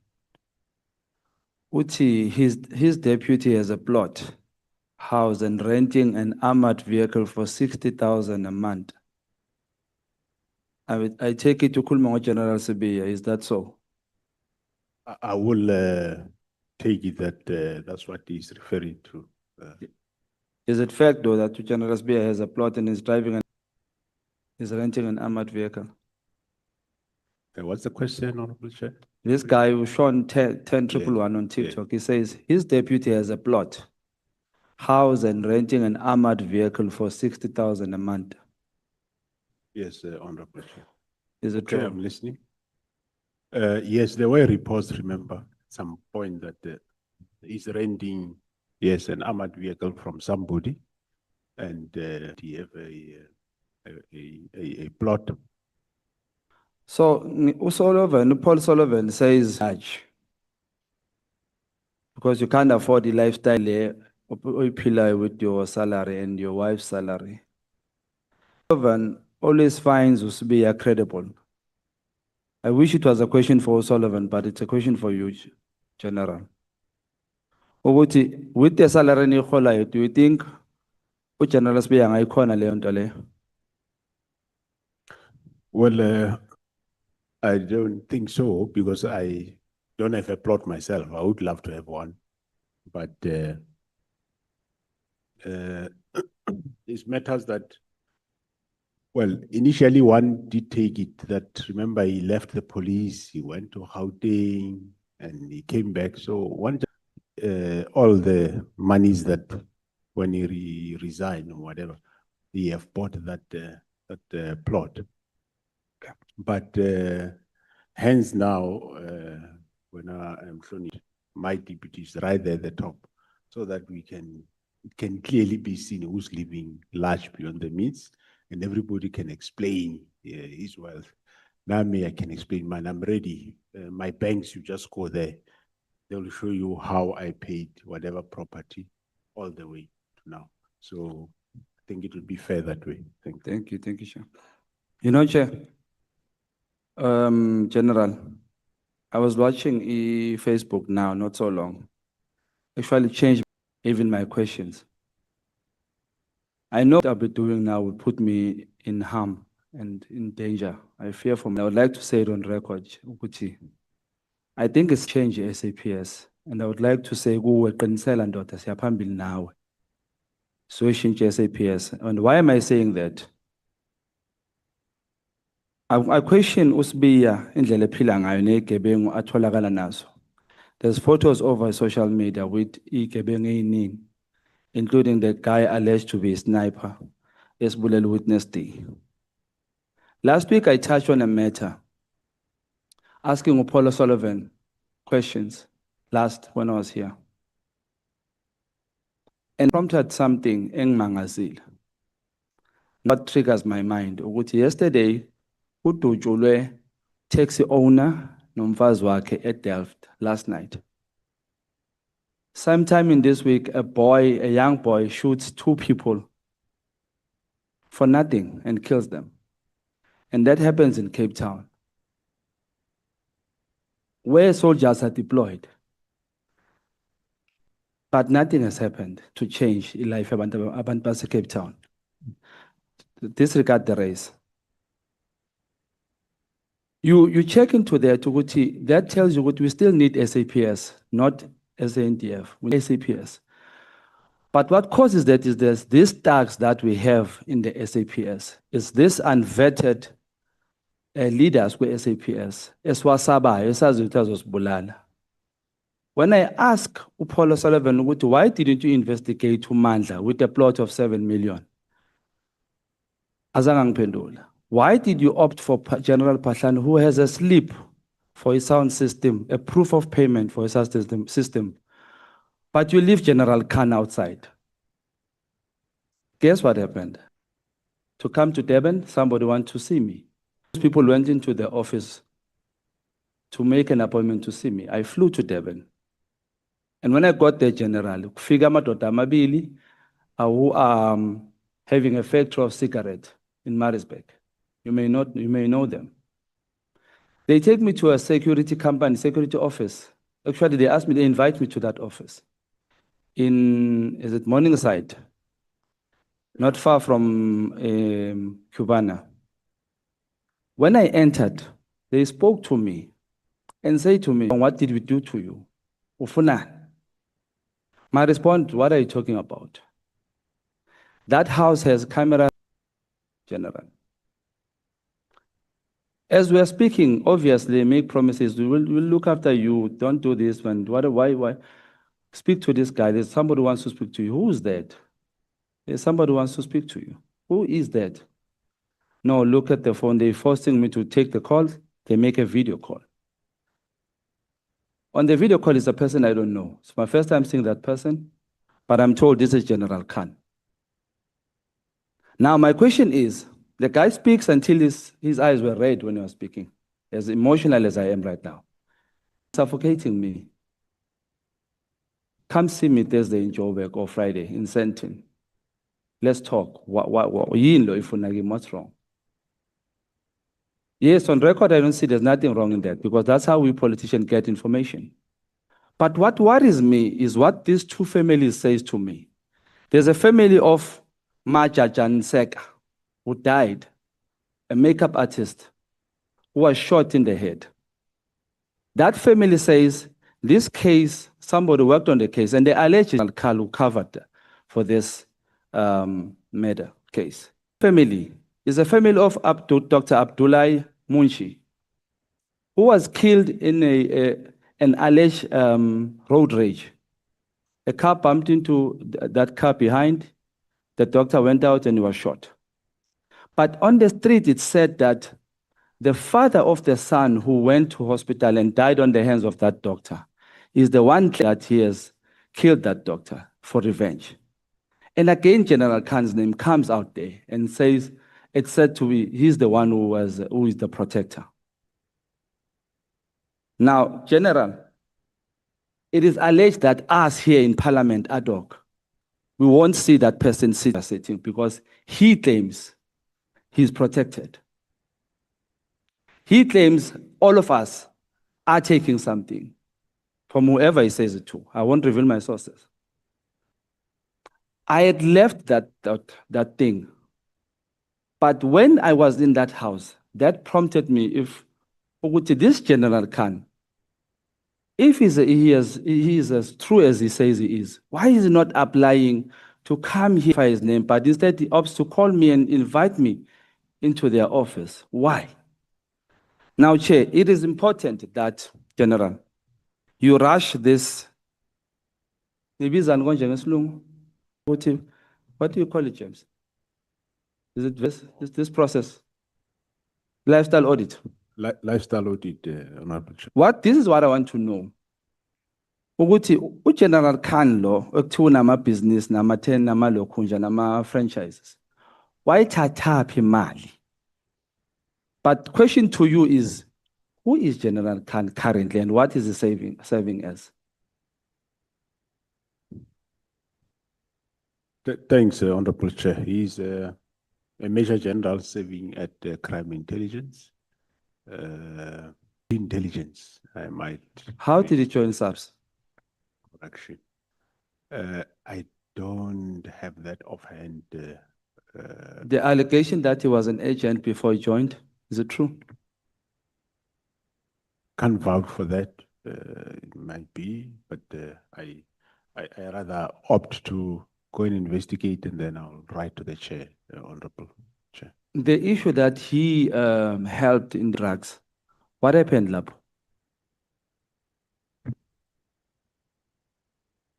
Are you referring to the Johannesburg case, Honorable? Yes. Yeah, remember he did went for departmental trial, which was General Mkhwanazi, and he was acquitted at the matter.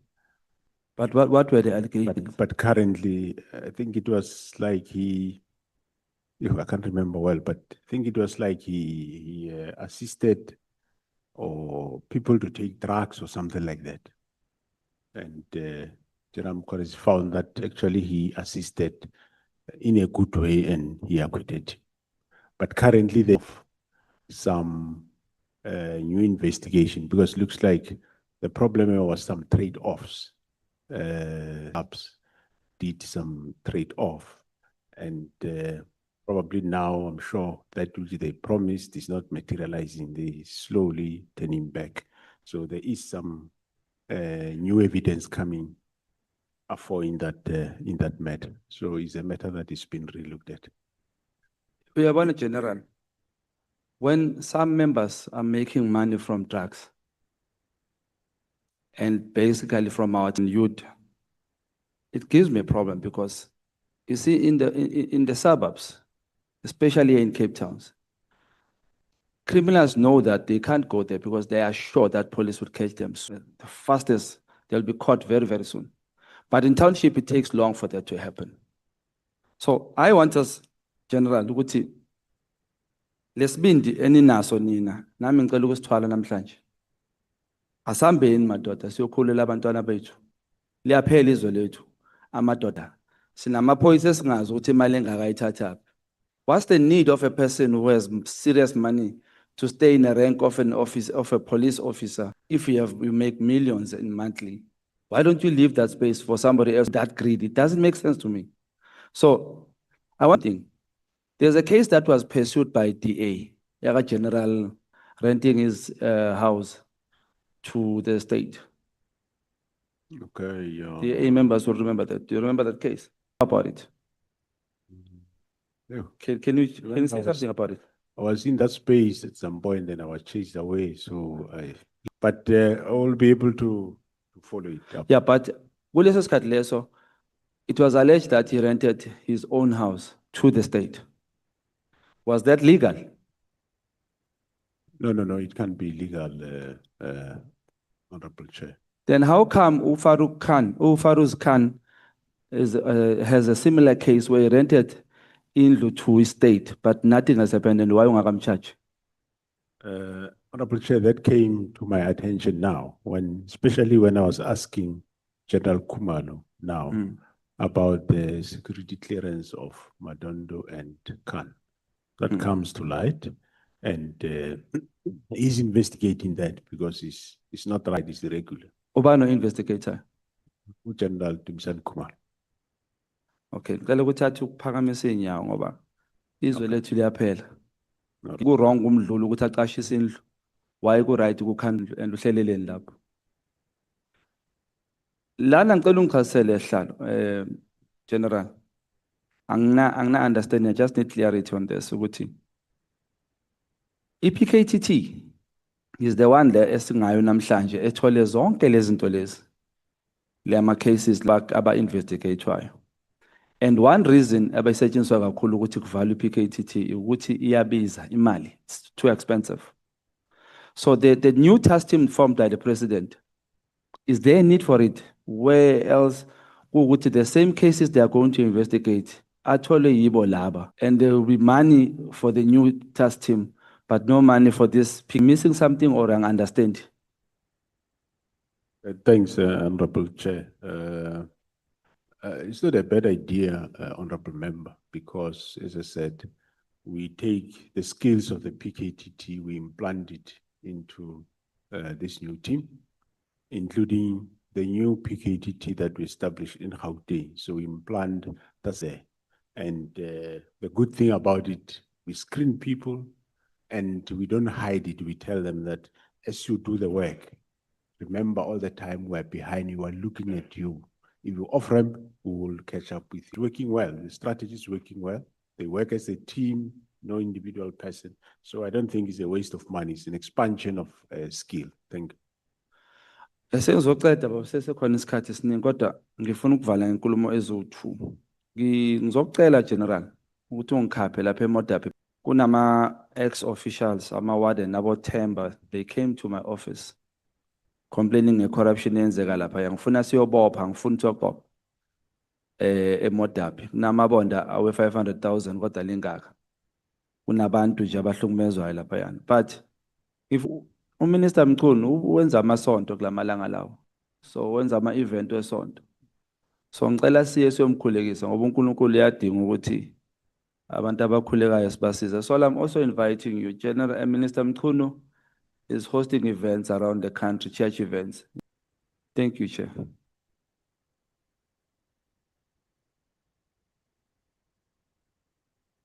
I'm used to 15 minutes.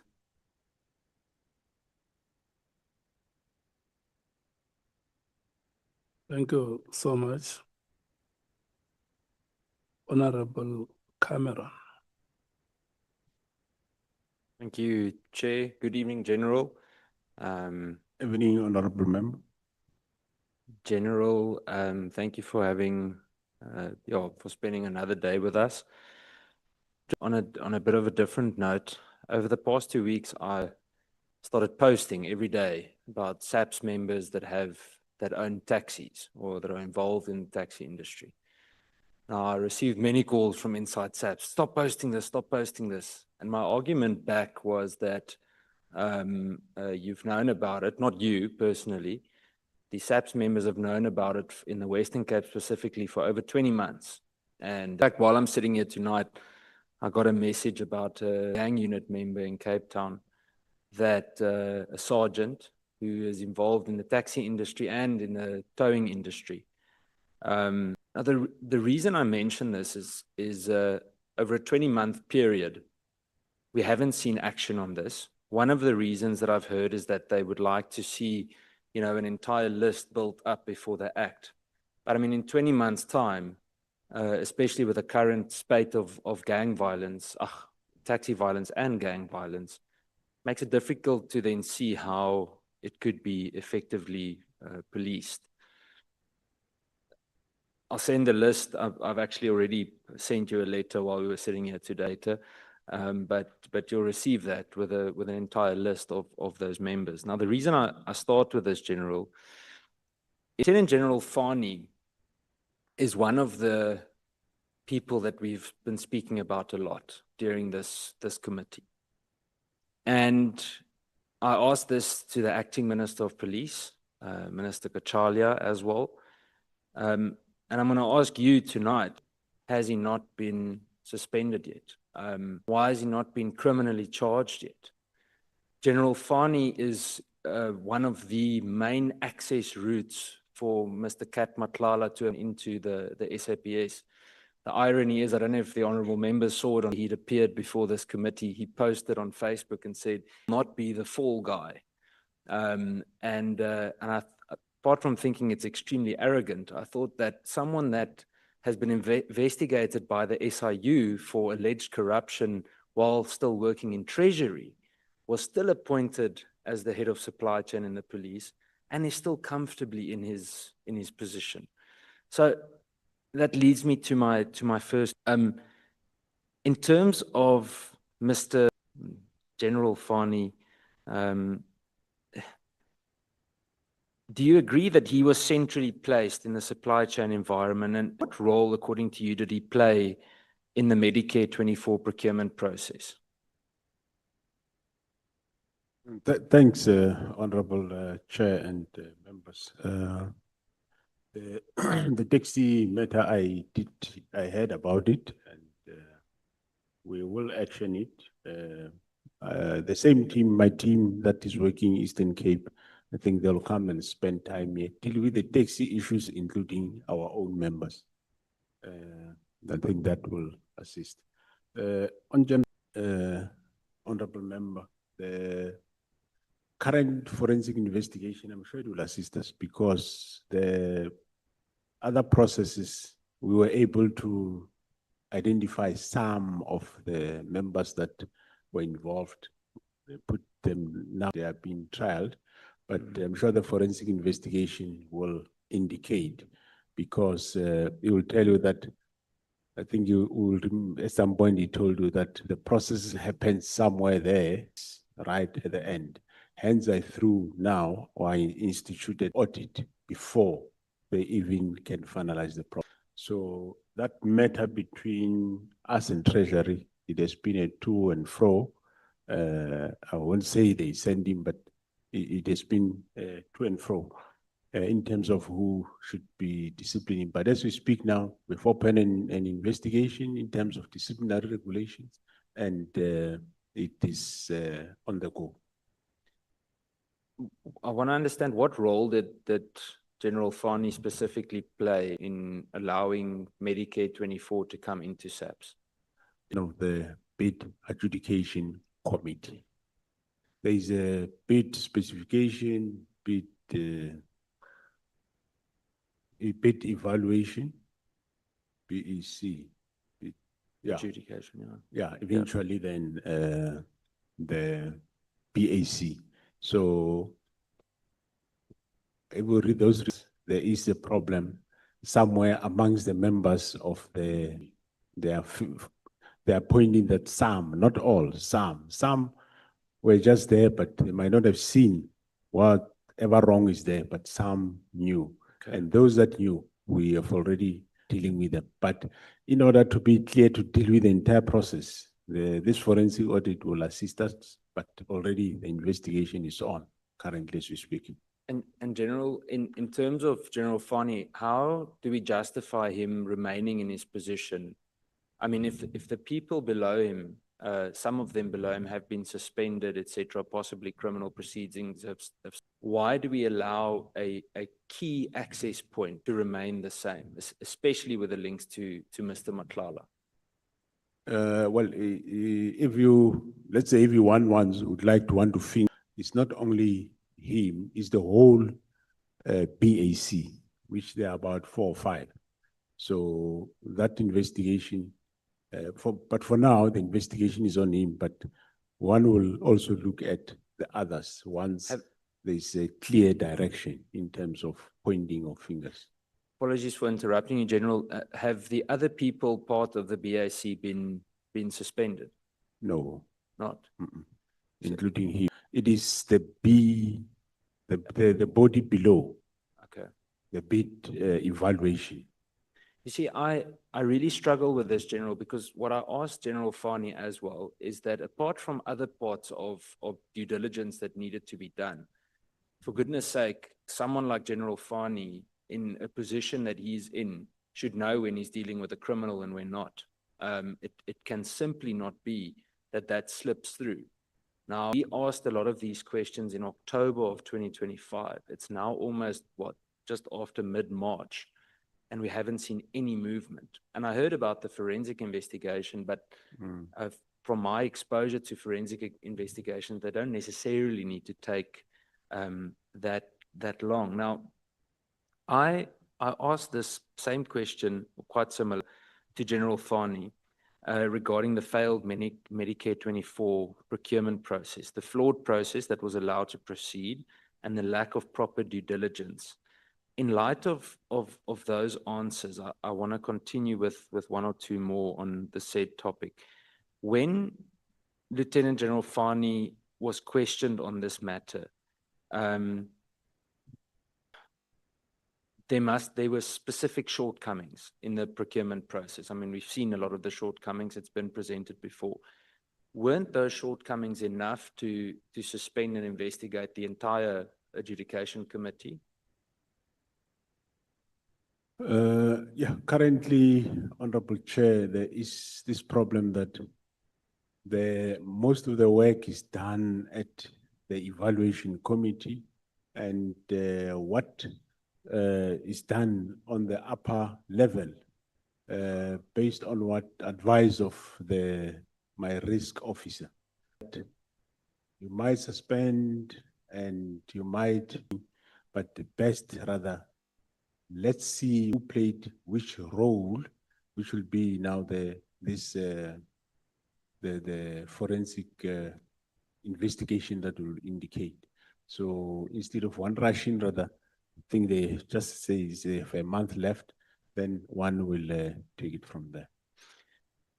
I think I don't have another question regarding that specific, but I think you understand the frustration. When we look at the taxis, for example, that's why I use it as an example. You know, we go on for such a long amount of time and we don't see movement. I know the next one that I want to touch on is internal audit recommended at the end of January 2025 that the Medicare contract should be stopped.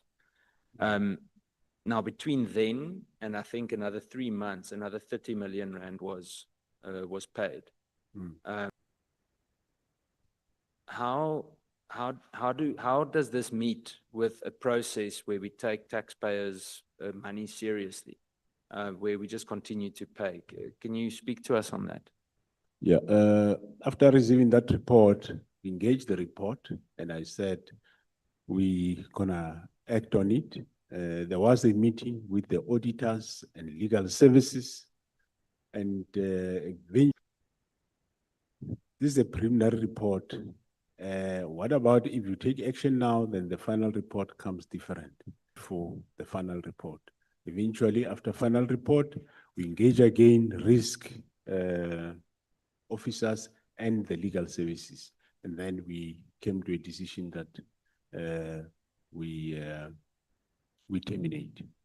General, how can we go about the relevant officers that continued with processing the payment Medicare 24?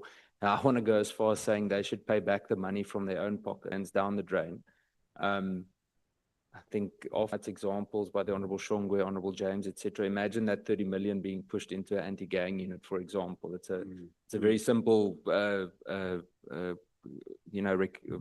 comparison that I'm making. When exactly did you receive the recommendation that that Medicare contract should be stopped? It was somewhere, I think, must be beginning April or somewhere there. Now, who else in senior management was informed that the Medicare 24 contract should be halted? Well, obviously I'm sure the head of supply chain informed, and the head of support services should have knowledge of that, and form part of that meeting. General, I want to just shift slightly sideways to Mr. Kat Matlala. You, prior to these hearings, just to, again, for the record, had you ever met with Mr. Matlala? No. Not. And that includes obviously socially, privately. Yeah, no. At your office, etc. But what I'm saying is, when it comes to photos, I don't know. Many people take photos with me. I don't know them. So, but me meeting him at any given time. Fair enough. Yeah. And then I want to move on slightly. I might come back to Mr. Matlala again later. When we move to the issue of senior ranks, and I want to again come to the complacency issue regarding England. The serious concerns that we've raised, one of them being, I've been speaking on it before, but as a committee, we raised the issue, the police committee of Lieutenant General Mboto. And I know he's but for that matter, I can reference the sons of Richard Mkhwanazi. Honorable Shongwe mentioned Richard Mkhwanazi. Now, last year, already former Minister Mkhwanazi acknowledged. He then said there would also be an audit of family members, etc., in the crime intelligence environment. And I have it on good authority that even up until today, Richard or slash Sons is still operating in the crime intelligence environment. How do we resolve this? Because I honestly, General, we've mentioned this in the portfolio committee. I've asked questions in Parliament. Several members in the portfolio committee sitting on this committee have also asked the same questions. How do we get resolved? Please advise me. Well, the first resolving of the matter is firstly to transfer those people out of crime intelligence, deal with them wherever they are. If there is any misconduct in how they, which that can be done now, because remember I said it did indicate that the strategy with myself and the acting minister are implementing around crime intelligence, which he wants that we implement by 1st of the new financial year, which is 1st April. So as we finish, part of it is some from that environment, start afresh altogether. So I want to zoom in on that a little bit more. You'd remember the story with General Mkhwanazi when he was still a SAPS member before he went to the DPCI. He was moved for sharing all sorts of interesting videos and photos on a WhatsApp group. I think it was in FCS in the Western Cape, if I'm not mistaken. General Libya said to us that, you know, it's not a punitive disciplinary process. My problem with this is during the same time period, there were really serious allegations, affidavits, investigations regarding interference of serious gang arrests, I think there was one member that was on an Interpol red list who also interfered. Now, my problem with the transfer, I understand the way you've described it now. My problem with some of these transferred, like with General Mkhwanazi, is he's basically been promoted. He had a break during his suspension. It was more of a sabbatical. And then he was able to just continue in the DPCI. And the irony is not so much from him, but every time one of us says something like this, we usually get some kind of a lawyer's letter, but the truth hurts. How do I navigate this? I know I'm putting you in a tight spot, but can we expect any kind of resolve with someone like General Mkhwanazi? Yeah, the Honorable Shongwe mentioned General Khan. Today, there are lots of photos on X doing the rounds of General with the alleged shooter of one of the Madlanga witnesses. You know, it's becoming very, very difficult as to who, because us as MPs, I know the Honorable James, I think she drives some police members nuts because of the rate at which, and I say this tongue in cheek, Dereleen, but at the rate at which she called these members. But General, humor us. How do we? I honestly don't know. I mean, General Mkhwanazi, we've been speaking about it a lot. General Khan, the amount of times that General Khan has come up in this committee alone, him and General Moodley, and they're still comfortably in SAPS. And respectfully, there's no ways that any general can drive Ferraris, Lamborghinis, and all of these sorts of things on a major, physically impossible. Yeah, thanks, Honorable Member, Honorable Chair. Those that, of course, I'm responsible for, I will make sure that as we implement this transition with the minister, we take care of them. General Mkhwanazi, in terms of discipline, is a bit distance away from me in terms of the law that you know, can't venture into that environment. Sometimes also get frustrated, but with the minister, and I'm sure him will give yourself feedback. Thank you. Thank you, General. I think, Chair, if you permit us, I will write a list of these things, and possibly through the committee, we can send a formal request. General, are you comfortable with authorizing an independent audit of crime intelligence appointments between 2010 and 2025? 2010 and 2025. I tell you why, Rob, is that we can get, even if it's a body like SIU, I think I trust the way SIU operates, specifically with a focus on nepotism, irregular promotions, and most of all, integrity vetting. Can we do that? Okay, with those. Yeah, no, I'll check with my legal, I'm sure. It's something that I will come back to you. Okay, I'll add that. General, in terms of the I'm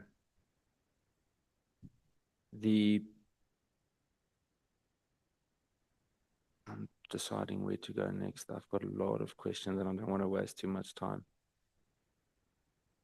I want to understand in terms of IPID, evidence about IPID's incapacity or related state, including its reliance on SAPS for analysis services. Do you accept that an oversight body which depends on SAPS to investigate SAPS is structurally compromised? Well, up to so far, I am not aware of any compromise, and I think they've been getting the best service. But however, as they are independent, by nature of their name, they're independent, be fully independent even with regard to forensic services. Okay.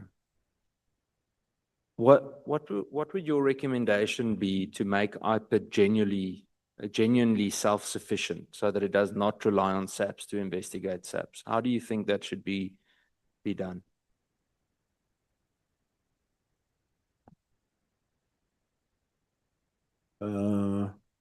Yeah, it's quite a difficult one. I would say maybe they have a separate forensic capability, which they will be assisting of them, standing independently. So possibly that's the way to go, Chair. Okay. Because using forensics might just pose a challenge for when you go for court purposes, but something independently. Okay. Well, something just came to mind. I'm thinking now about the matter regarding General Shabiri and all the noise we've seen around the Madlanga Commission with General Shabiri. From what I understand, there's been movement from the police in KZN, if I'm not mistaken. No, sorry. That is in terms of the Hawks Head in KZN specifically, where SAPS have approached, investigated, seized cell phones, etc. Am I correct? Correct, yes. Why can the same not be done at a level by SAPS with regards to someone like General Patrick? Do what with him, maybe? Well, I think as a start to do a proper search and seizure operation on broadcast country now, so it could be slightly more challenging. But I mean, there's more than enough people that were previously willing to testify, speak. I mean, I know of grounds in Cape Town alone that would testify very easily to this day. Why can the same not be done? Why can't SAP no level decide to zoom in on a specific leader in the DPCI if they see that there's non-action from the DPCI itself? I mean, General Libya did little or nothing to resolve this, just played it down. Is there a possibility SAPS could actually do that? Can we add that to the list to get an opinion on? Well, in terms of if there is any criminal allegation, yes, we can investigate. But misconduct is a no. Deal with matters of misconduct of DPCI. But if there is allegation of criminal, we can investigate. 2 or 3 more questions. There's one specific one, also with regards to General Fani. It was a contract that I could find out. I tried to look it up as well, of 70 million rand that was given to a company called Beyond for not going out on tender. Do you know anything about this? Is that another thing we need to flag for further investigation? Beyond forensics, you say?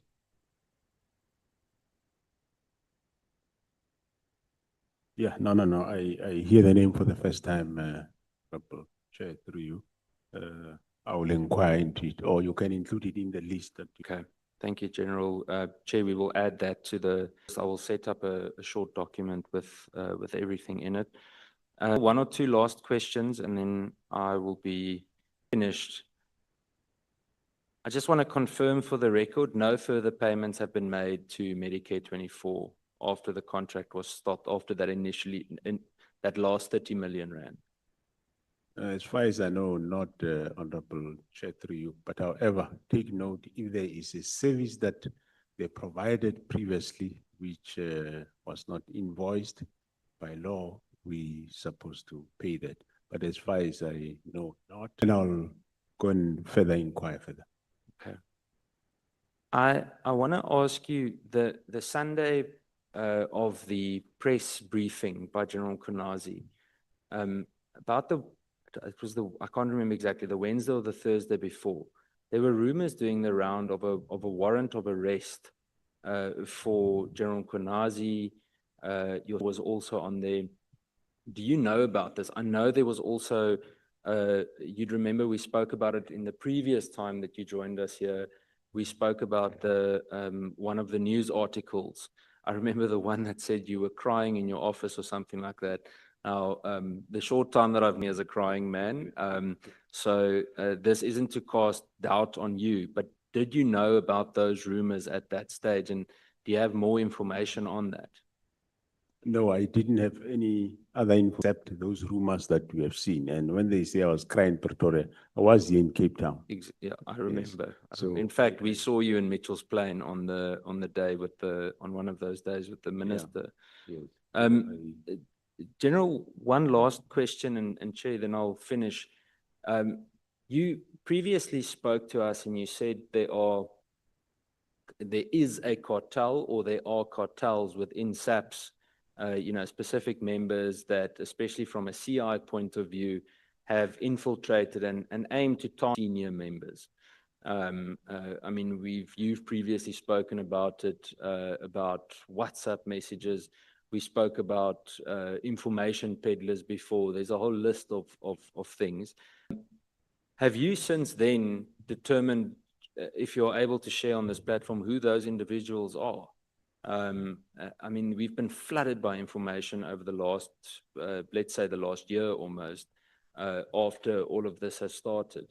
Have you got any indication why? And then I think to add on, I want to reiterate what the image looks like from the outside. So in theory, with this whole conflict, there was also a rumor, a theory doing the rounds that General Sabia would become the national commissioner. You were arrested. General Khan would become either the national commissioner, but would essentially have control over crime intelligence. Minister Mkhunu would be in line for his political career and campaign forward, whatever that entailed. That's the reason for asking this. This is the reason for the factional discussions that we've been having. The image that was created is that there's the Sabia group and there's the Masemola group on the one side. Can you speak to us on that in closing? Have you identified who some of these people are that have been out to tarnish now? Thanks, Honorable Chair. Yeah, through identification of those people, some of them has been dealt with. They are no more in the service, but there are still those that are left, which we are embarking on processes of cleaning up. We'll, of course, during the cleanup of the crime intelligence, we'll also deal with that. And yeah, those rumors, I also had them, those rumors.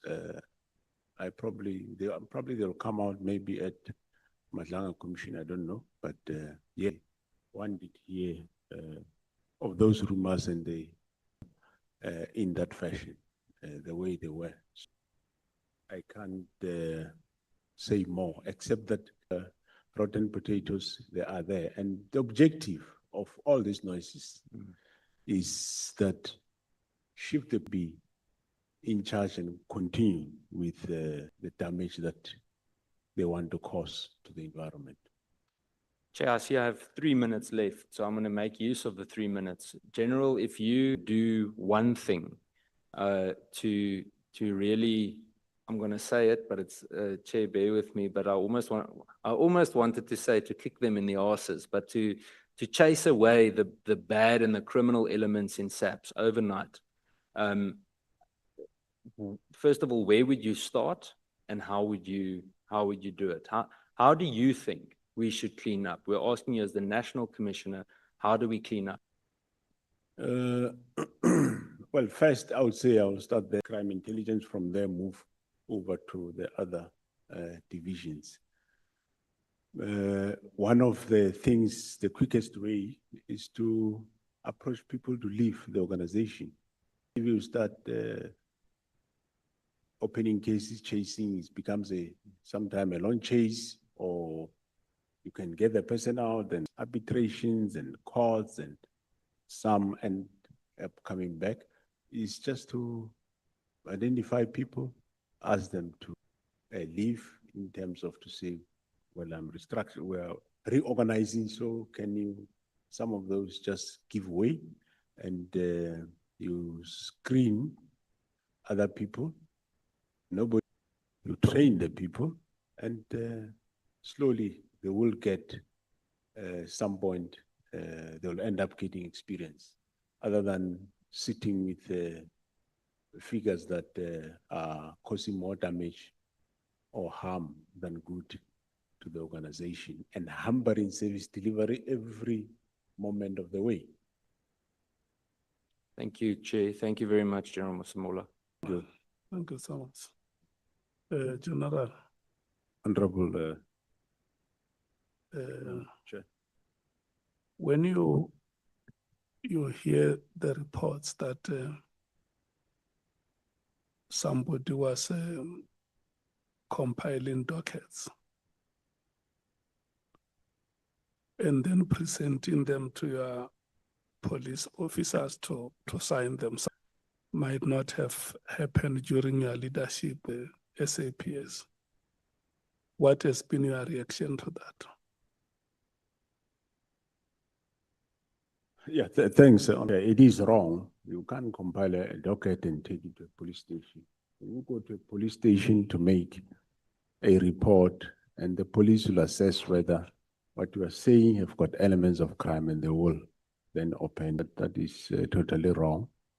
I will circulate a memo to that effect, that such things should not be allowed to happen.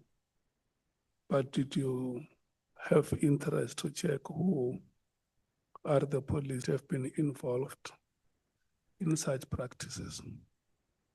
Yeah, one will check, even to check which police stations are those, and engage further as to those station commanders as to why are they doing it.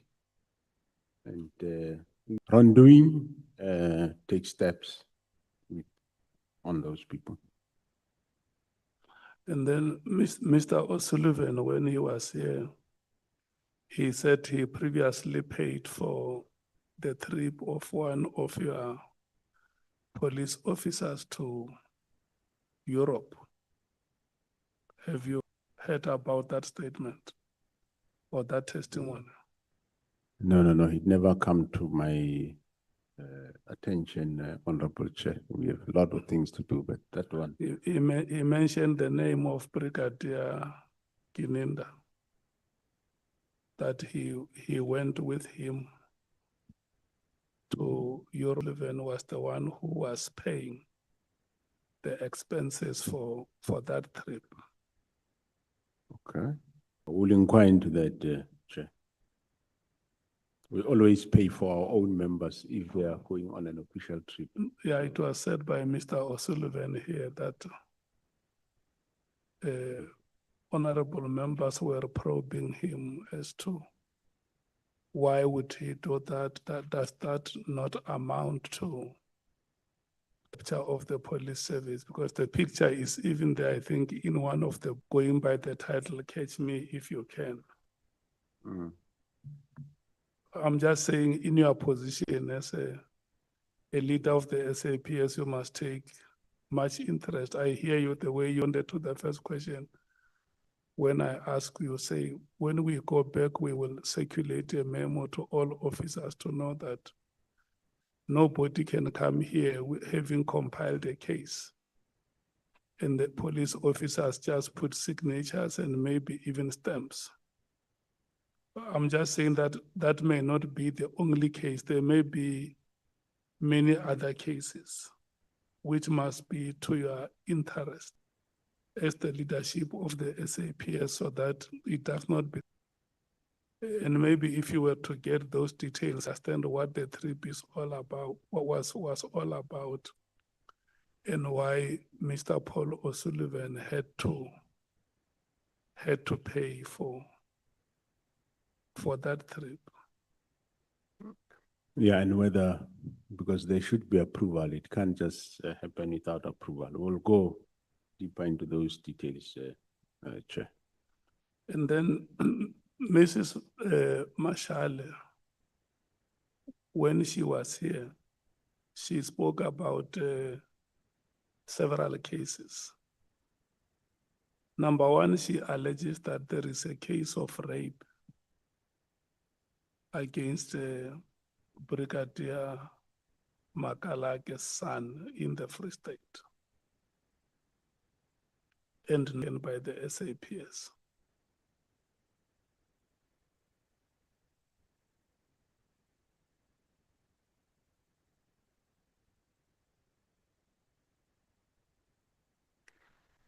It will be investigated, Chair, and we'll see exactly what happened there. You have written it down. Yeah, no, I did write. Number two, she says that there is a potential witness who claims to have been involved in the murder or the murders of the case in a Friede, if you know the Friede farm story. Oh yeah, the dairy farm. Yeah, Friede in the dairy. Free State.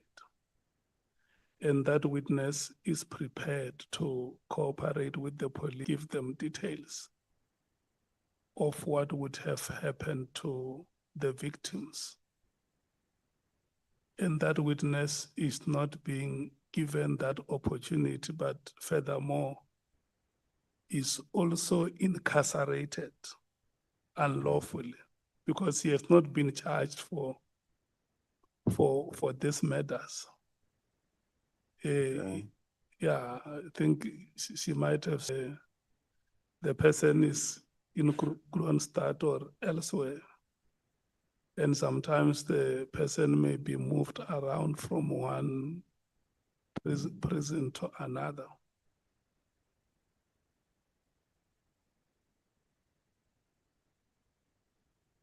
Okay. And then there is a case of, I can't remember if it's a general, one general from the Northwest in Stilfontein.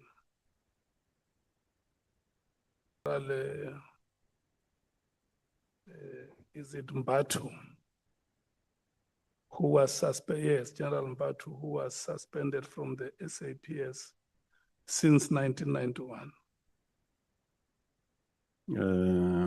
No, he's a sergeant or warrant officer, Mbatu, Honorable Chair. Yeah. I know about the case. You know about the case? Yeah. Is it still ongoing? No, there's no case. It was finalized. He was arrested many years ago for possession of some gold or diamonds. The detail is that he was arrested at Stilfontein. And then he was suspended since that time in 1991. And the case is still unresolved. No, the case was resolved, Honorable Chair. Just will report it to you so that with all the details. As far as I remember, he was arrested. The then Police Act was saying if you get arrested, I think without option of a fine, you are automatically from the service. So that section applied to him. And then later he was released, finished his sentence. But what is strange enough, the records, these records of prison are nowhere to be found. And somehow his records at SAPS headquarters about this specific matter also can be found. But people know exactly, Yes. but we will send a report to that effect. The former NDPP, Advocate Batoyi, and General Khumalo, when they appeared before us, they said one reason why the SAPS is unable to succeed in high-profile cases is often because you have parallel teams investigating, and Advocate Batoyi even gave an example of the Senzo Meyiwa case, that there were parallel teams or that case working against each other. And the question is, how does it arise that the SAPS under your leadership, Tau, can have multiple teams working in rivalry, but investigating one case?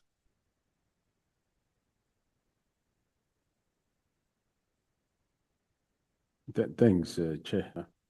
Well, that matter, I think, is more matter of Meyiwa.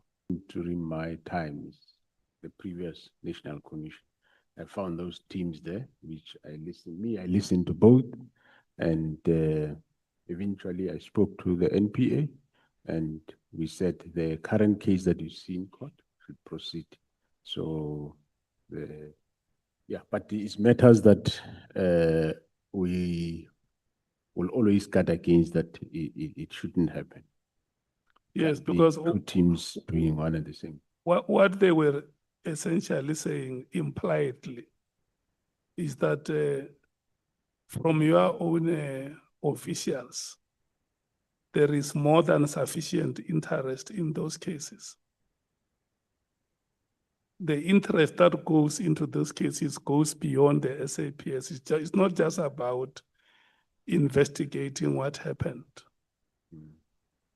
It may include, by implication, things like intention to cover up and make sure that some information disappears or is not presented before competent authorities for adjudication. And it's very sad to be true. I'm not saying it's true. That is what has been implied here, that the reason why you can't succeed in those key cases is because of the rivalry, internal rivalry. Once a case is opened, there will be so many hands and there will be so many bodies around that case. Yeah, no, thanks, Chair. Currently, as far as my knowledge is concerned, in the Meyiwa case, there was such, and it has since stopped. There is no more. It's only one team. But in other areas, we will cut against that. Yeah, but because the Senzo Meyiwa case, because it's a case of national interest, have you checked if indeed there was that misconduct on the part of the SAP contaminated the case?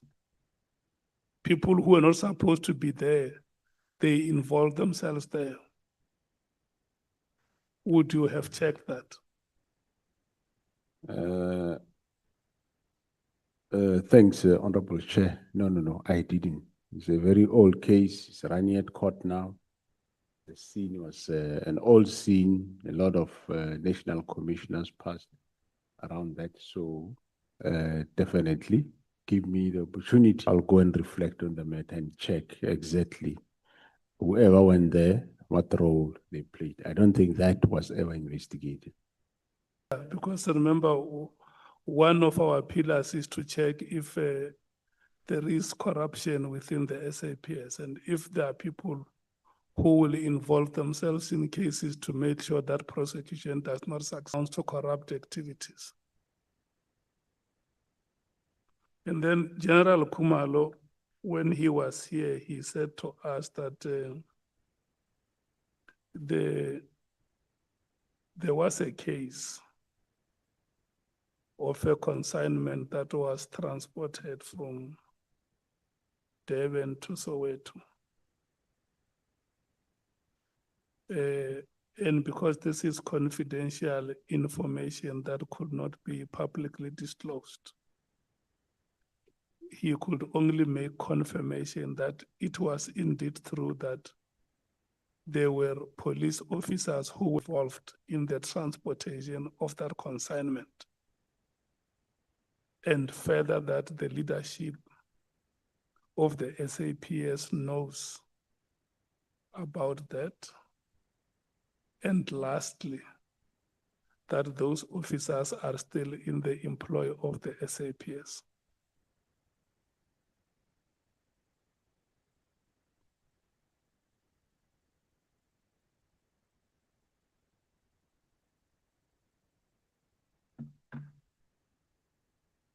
Thanks, Honorable Chair. I'll talk to him about this one because I don't know the details of it. So I'll engage him and thereafter take action on the other matter. Mm. And then the other case is the case that Honorable James asked you about, the three, Malachi, Ramalepe, and Ramolobe, who also made very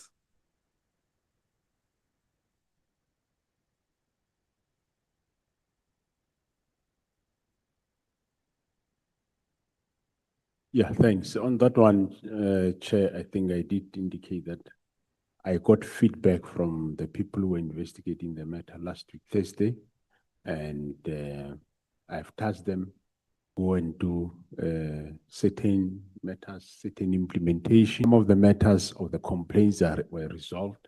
Some implementations were done, but there are those matters that we can't, up to so far, the team couldn't trace whether was the rectification yes or no. So I says, no, go and do it. If there is a need to rectify, you do it. That is the team of the inspectorate. But what I said is I have not yet given these three. I haven't met them. I haven't given them feedback. I want this week or next week to give them a progress report. That matter is not finalized because we are going to trace some of those that in the report, there's been many investigations. In the report, there are those that are finalized, but there are those that we can't see whether they are finalized or not. So that progress will be attended. and the case of the appearance of Mr. Jerry Bushoka. Yes, Honorable Chair. Where is it?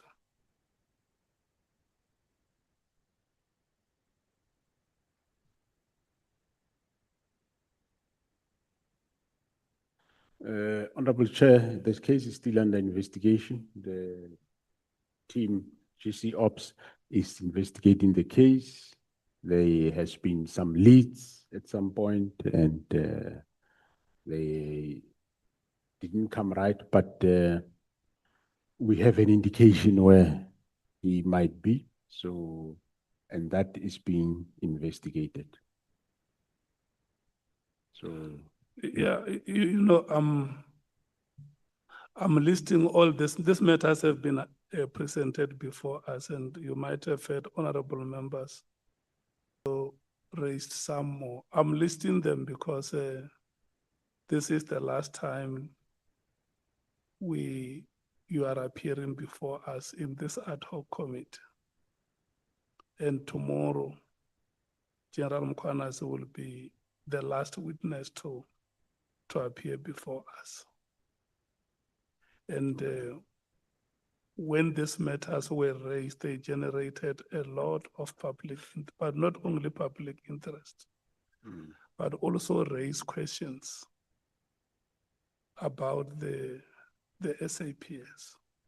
okay, sure. And maybe what we can do, because what is important here ultimately is that we should restore public confidence. Correct.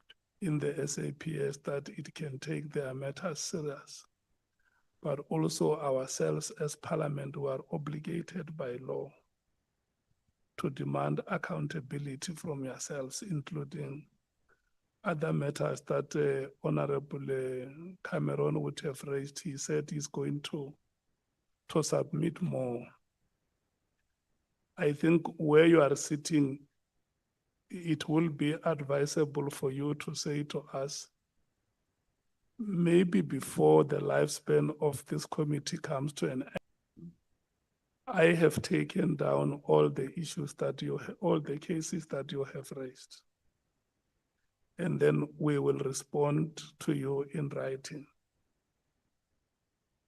and update on where we are on these matters. If there are issues, we have always been very guarded. We have said any information is protected by law. If it has to be given to that will be done in compliance with the law that is in place. Stay in our terms of reference. If there is any evidence that you think, if you give us, may compromise or jeopardize your investigations, you can always find a way to explain, to say, this case, this is where we are. We may not be able to divulge because we think the case may be jeopardized. But what is very important is we are raising the lifespan of this ad hoc committee. The relevant portfolio committee of police must continue to get updates on these matters, on how they are being dealt with.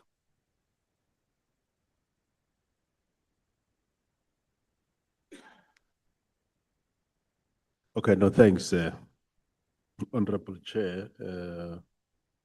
I think one will do, as you say, we'll go and do follow-ups on property. We'll then be able to send this committee, we still there, or the police committee,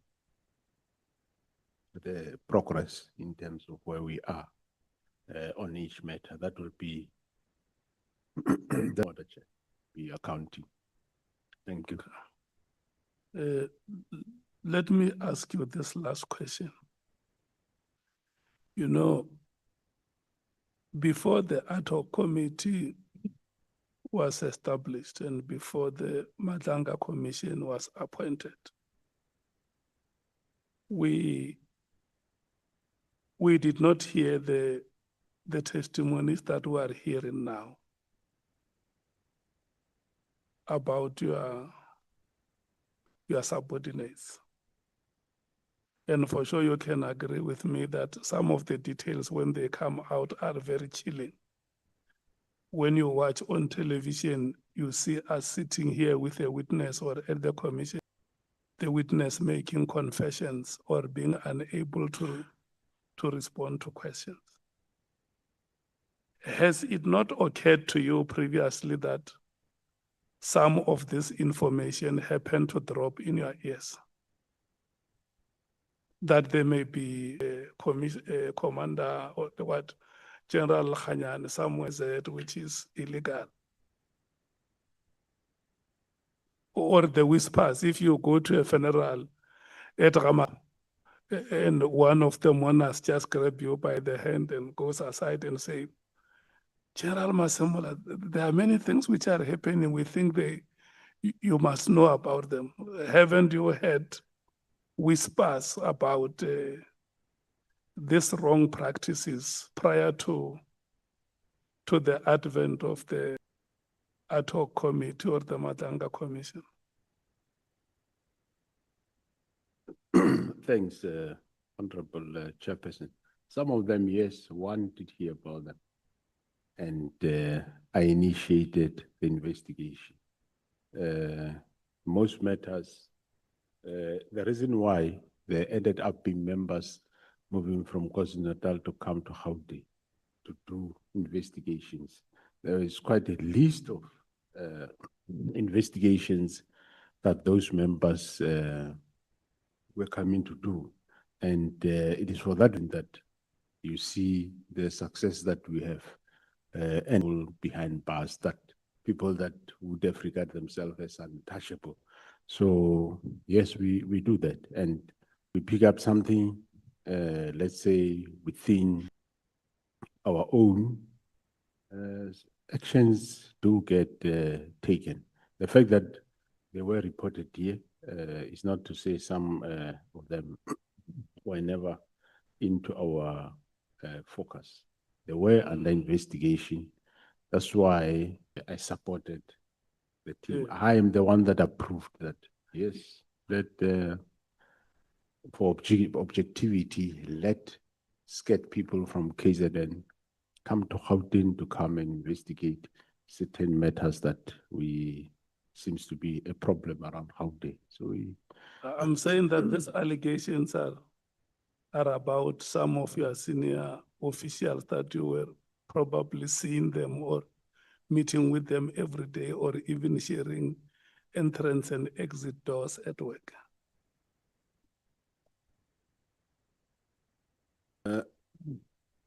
those that comes to my ear, investigation, like you have seen that has happened.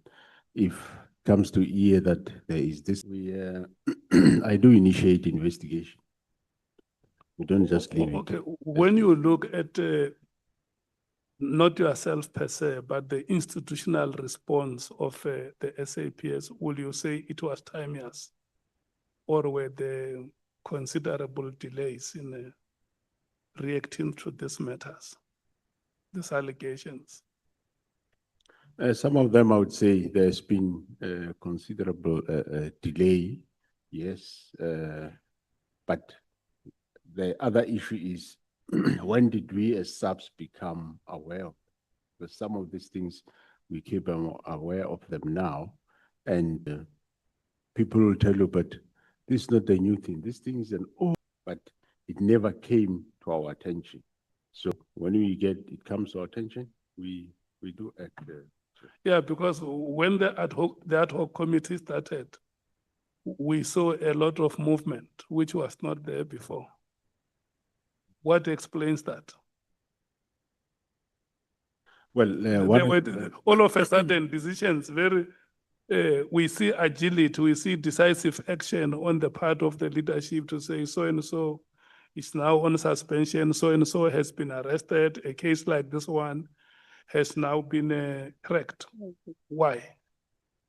Well, in terms of criminal cases, Honorable Chair, as I explained before, it's because there has been some acceptance from and more improved cooperation from other arms of the state, like your NPA. And in terms of internal investigations, some of these matters, we did not want to rush to do them departmentally before we make a breakthrough criminally. There's quite a lot which one won't really want to say it. It's quite a number of them that we said this will disrupt, but let's do first criminally, and then we will get to the departmental. So that was, but things have changed the way they changed, and the approach is a bit different. The possible vacancies in the position of the national head of the Hawks and the police commissioner, do they have potential to solicit misguided ambitions from your colleagues? If somebody had to know that Masemola will be leaving in the next 6 months or in the next 2 years, or General Levia is leaving now, such opportunities, such vacancies, do they have potential to solicit uncontrollable ambitions? They do, Honorable Chair. They go out, they lobby, they do. And we may end up having wrong people in those positions if there is no diligence and careful consideration. Yeah, if there is no careful consideration, yes, you will end up with wrong people, or you will end up with cartel. Yes, it's possible. I saw an Honorable Matthias have raised their hands. I'm exercising benevolence because in any way your time is gone. Can I take you in that order? Thank you, Chair. I guess one has forgotten to, I know perhaps this does not belong here. I just want to make a disclaimer, Chair, and to General Masemola. You know, there's an issue about izingwenyama okumgani. They feel that obviously they think that the police perhaps are the one who are responsible for their safety. They've asked us to ask the general, hence I'm making a disclaimer that perhaps as lawmakers, you might refer that there's only one Kumgani which is well looked after. Because in all the, I'll say in all the kunenkumgani, kunamakhosi, kunengwenyama, so to speak, not necessarily makhosi, ingwenyama zala oma area. So what they've seen, they say, but we must ask the general. I said, well, perhaps it's a right platform to ask you. I know I'm putting you into a corner with this one, because they are saying there's only one, and they feel that they need to have as well some security, especially going to the next local government election. And that would be my comment to, in fact, not necessarily a question, Chair, to General Masemola. Thank you. Let's take Honorable Matthias, and the General will respond. Oh, thank you, Chair. Mine is not a question, but just two follow-ups that I think we should do as a committee. When the head of IDEC was here, we didn't ask specifically whether IDEC had obtained warrants of arrest for our National Commissioner. So I think we must write and get clarity whether they did or whether they didn't. I don't think it should be a secret if they hadn't, but if we can write to that. And then the second follow-up would be that Lieutenant General Khumalo must retract his state committee that 90% of Gauteng SAPS is corrupt, just so we can have it on record, because as the record stands now, that is what he said, and he's the head of crime intelligence. So if we can do that. Thank you, Chair. So, General Masemola, you said that you were going to discuss that matter with General Khumalo. Correct, Chair. I thought he's coming back here, so he's gonna. Yeah, he's not coming back. Okay. And you now contradicted each other. Okay. No, I will. So when you go back from here, you go and discuss with him. He gives you the report, and then from there, when you have got it, he must then write to us and retract that statement on the basis of the explanation that he would have given you. Okay, thanks, Honorable Chair. I'll do so. If we happen to call you again, you and him must come and speak one thing. Because now you have not said the same thing. Correct, Honorable Chair. No, we'll do that. Yeah. On the matter raised by Honorable Skosana, well, I think it's the matter that belonged to somewhere in another committee. But just to correct him, it's not it's not one king being protected; it's two kings that are being protected. But yeah, it's a matter that our department and with, and we will see how it is finalized as we move forward. Thank you. Advocate Arendse.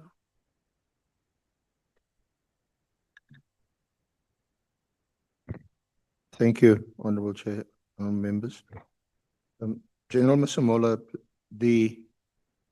is it the case that and here I'm referring to the Medicare 24 contract, that SAPS didn't receive any value for money for the 30 million that was spent? No. We did receive value for money, Honorable Chair.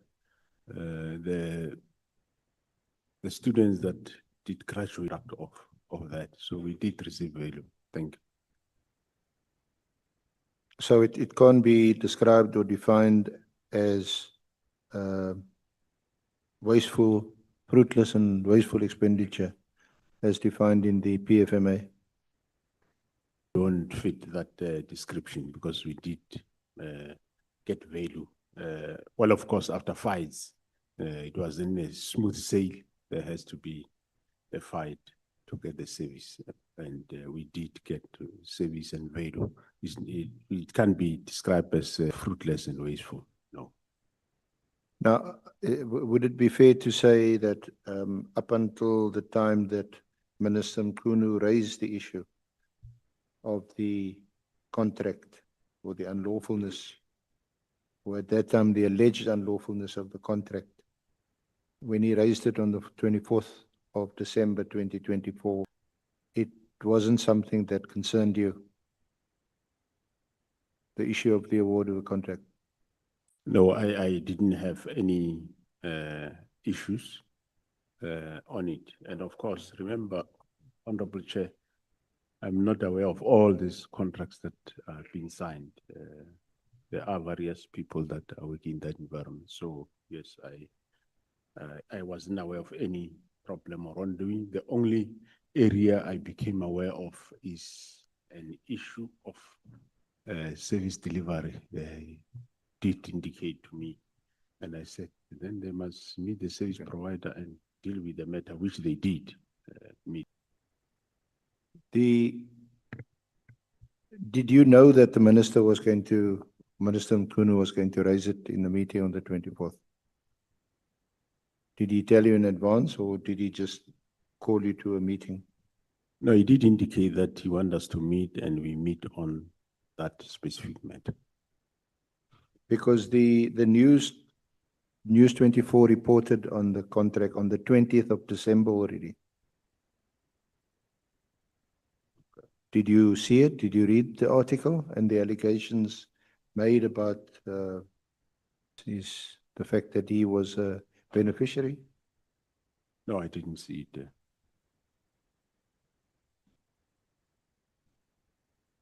So you agree that if Minister Mkhwanazi did not raise this issue,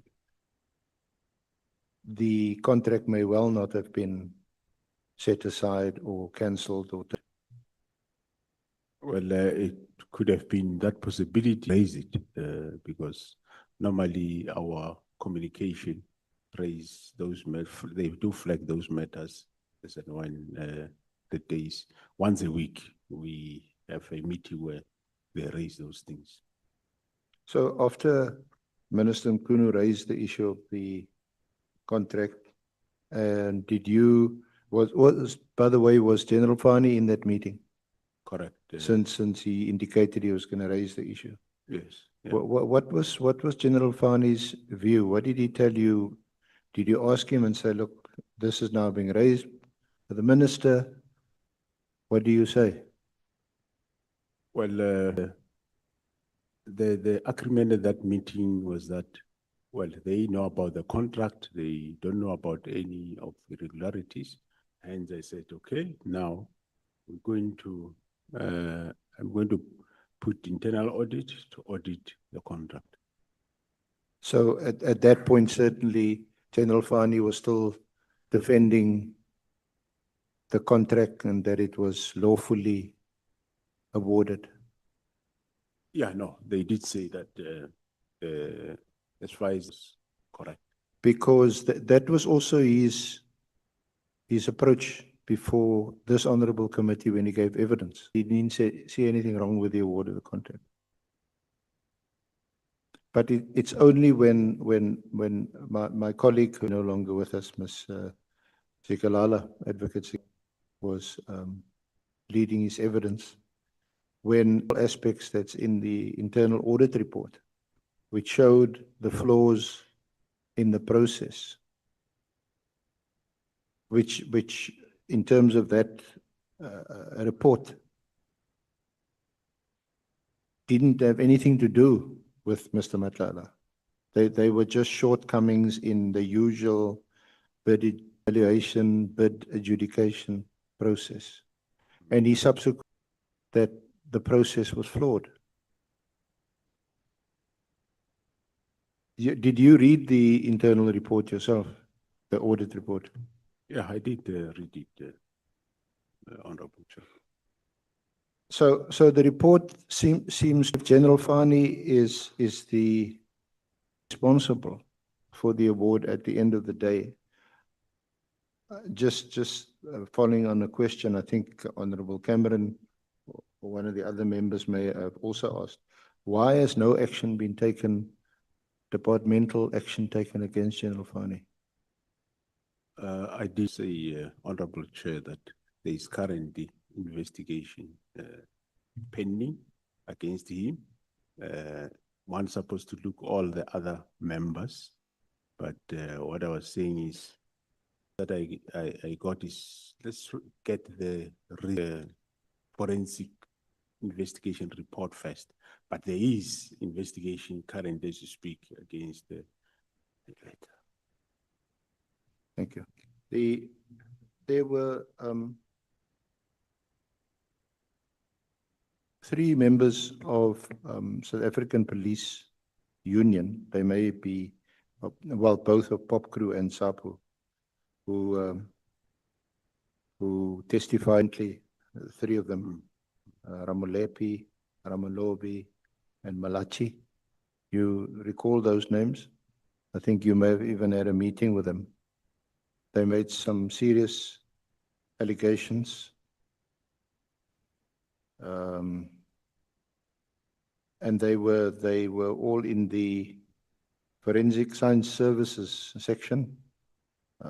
Theft of drugs, I'm just looking at the affidavit, theft of drugs at the lab, theft of rhino horn, sexual appointment, irregular payment of scarce skills allowance, maladministration and victimization. And in fact, almost out of desperation, they came here because this is what they said in their affidavit. Can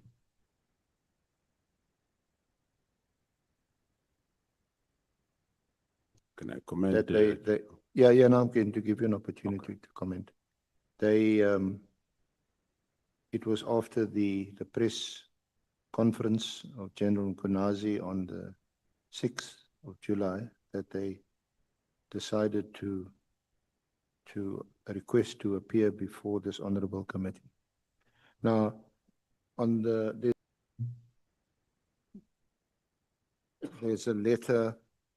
No, where's the letter where General Mkhwanazi, Masemola? You may recall that you had appointed General Jacobs to do an investigation into these allegations. And the report has been finalized on the 31st of October.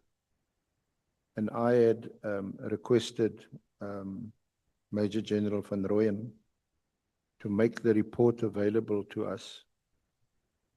Okay. And we haven't received, because as she described it, you were waiting for input from other sections or divisions. Okay.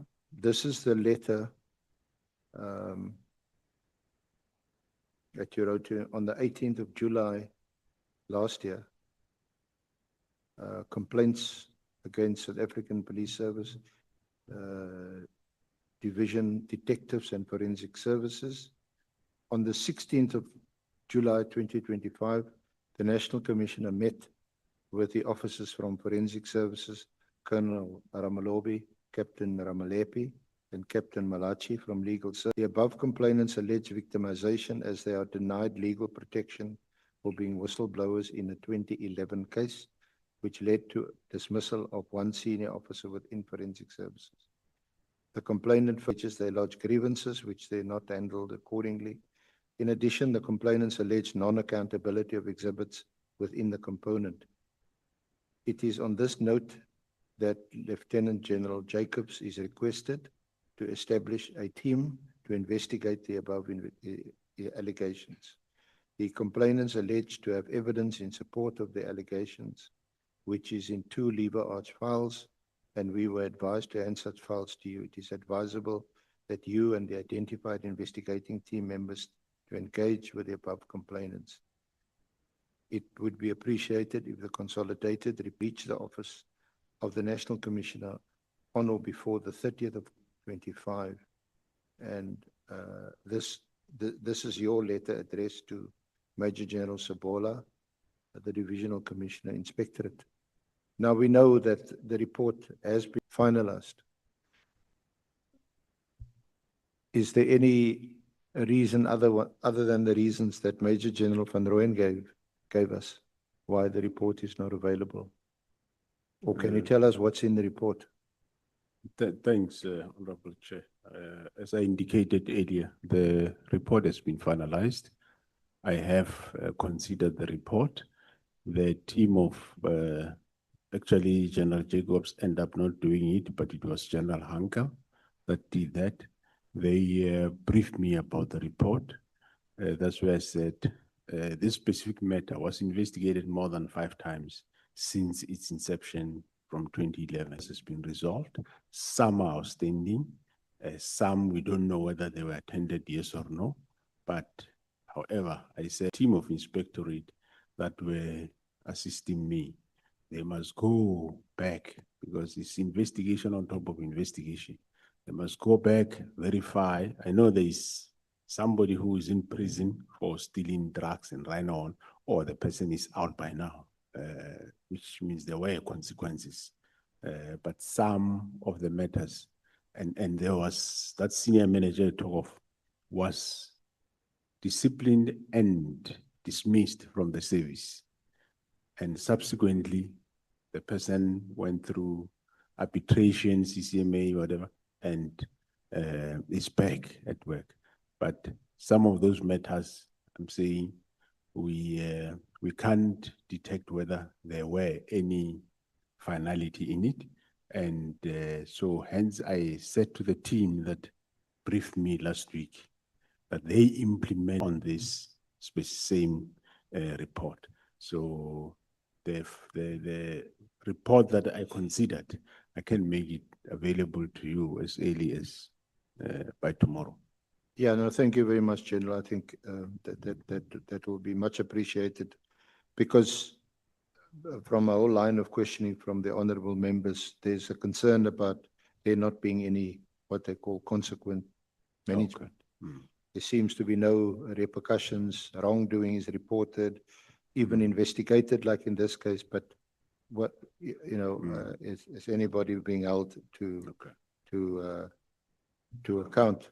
Because these 3 officers, they had also made Paslani at the time because they were in Forensic Services Division, and he actually sued them successfully for defamation. So their complaint is also that when they wanted to challenge the decision, and apparently they did appeal, because I think a monetary amount was awarded to General Paslani. So the case is probably still on. They weren't getting any assistance from SAPS. Well, every case, Honorable Chair, gets looked at to its own merit, whether you qualify for legal assistance, yes or no. And if you don't qualify, there is no way you can make it that you qualify. So probably that's one of the matters. But however, the crux of the whole investigation, as I said, some matters have been dealt with. Some, I don't know whether they were dealt with because this matter come from 2011. So hence I said now go into this matter and rectify everything that is in there, because even them, list of whatever, but it will be part of the whole investigation. But I will make that report to you by tomorrow. Now, talking about legal fees, not our legal fees, but legal fees. General Vuma had complained about how long it took for her to be suspended, and then eventually she retired. Now, the reason appears to be that the issue was about the IPID subpoena. And she certainly was of the view, I'm not sure whether she took legal advice, was this subpoena is not valid and she is not going to comply. Because I think that is what you charged her with subsequently, for failing to comply with the IPID subpoena. Correct. So that case took 2 years. That's why it ended up in the Constitutional Court. Well, the Constitutional Court wasn't a case. There was an application from the Supreme Court of Appeal for leave to appeal, because there's no automatic right of appeal to the Constitutional Court. So they applied for leave to appeal, and that was dismissed. And I think subsequently, you then suspended her.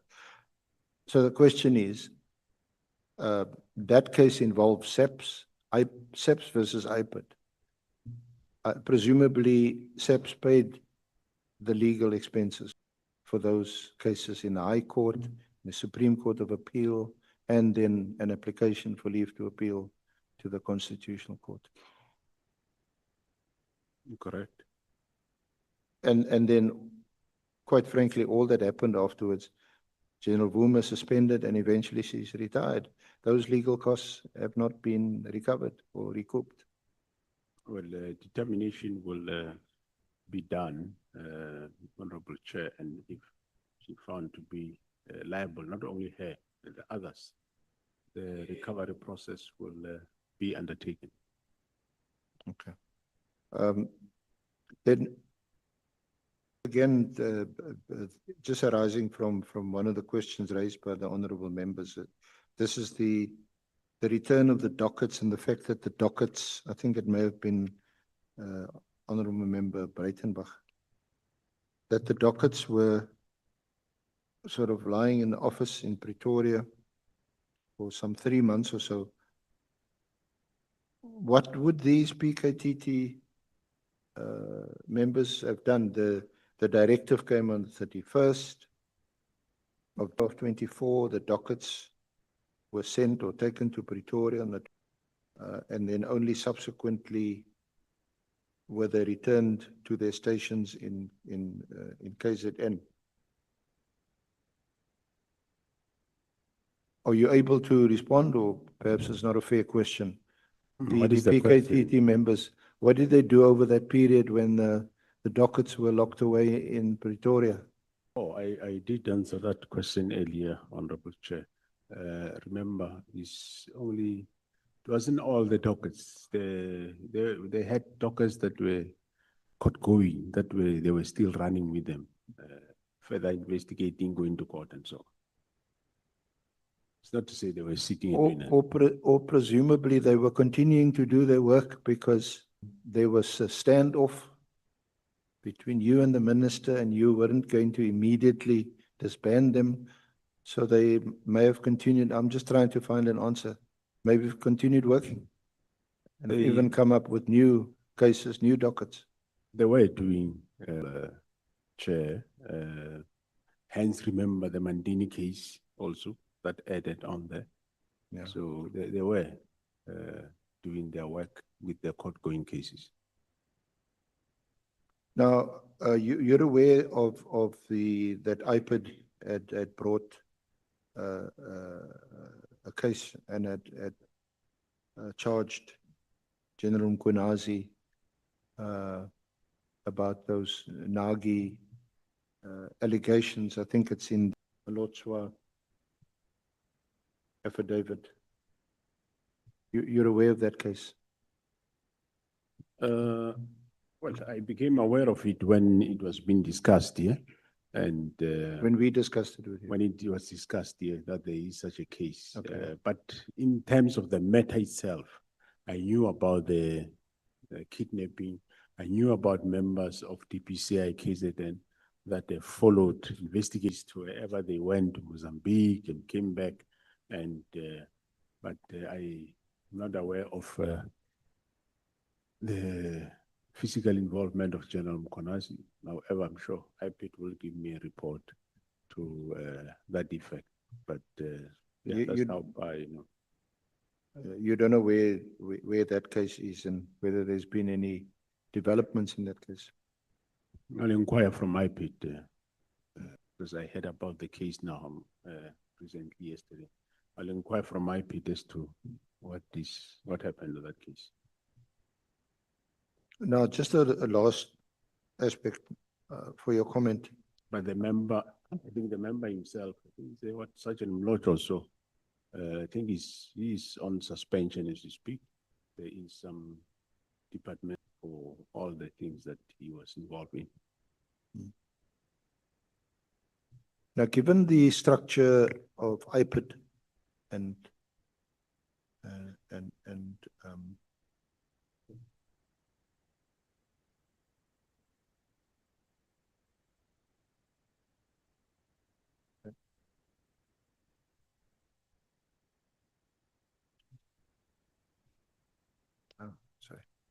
IDEC and IPID.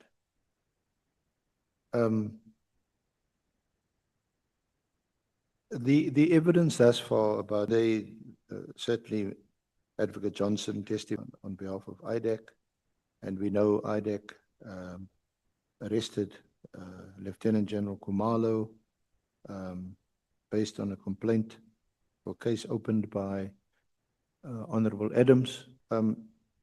But it seems to me that both I and IDEC doesn't inspire much confidence.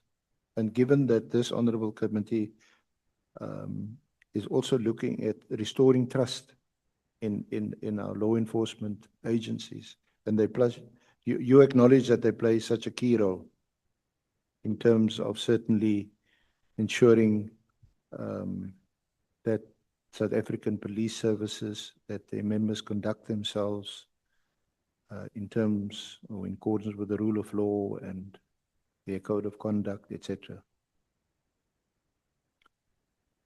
So I'm just putting to you that what we've heard thus far doesn't inspire much confidence given what appears to be differences, different groups, whatever you want to, within the South African police services.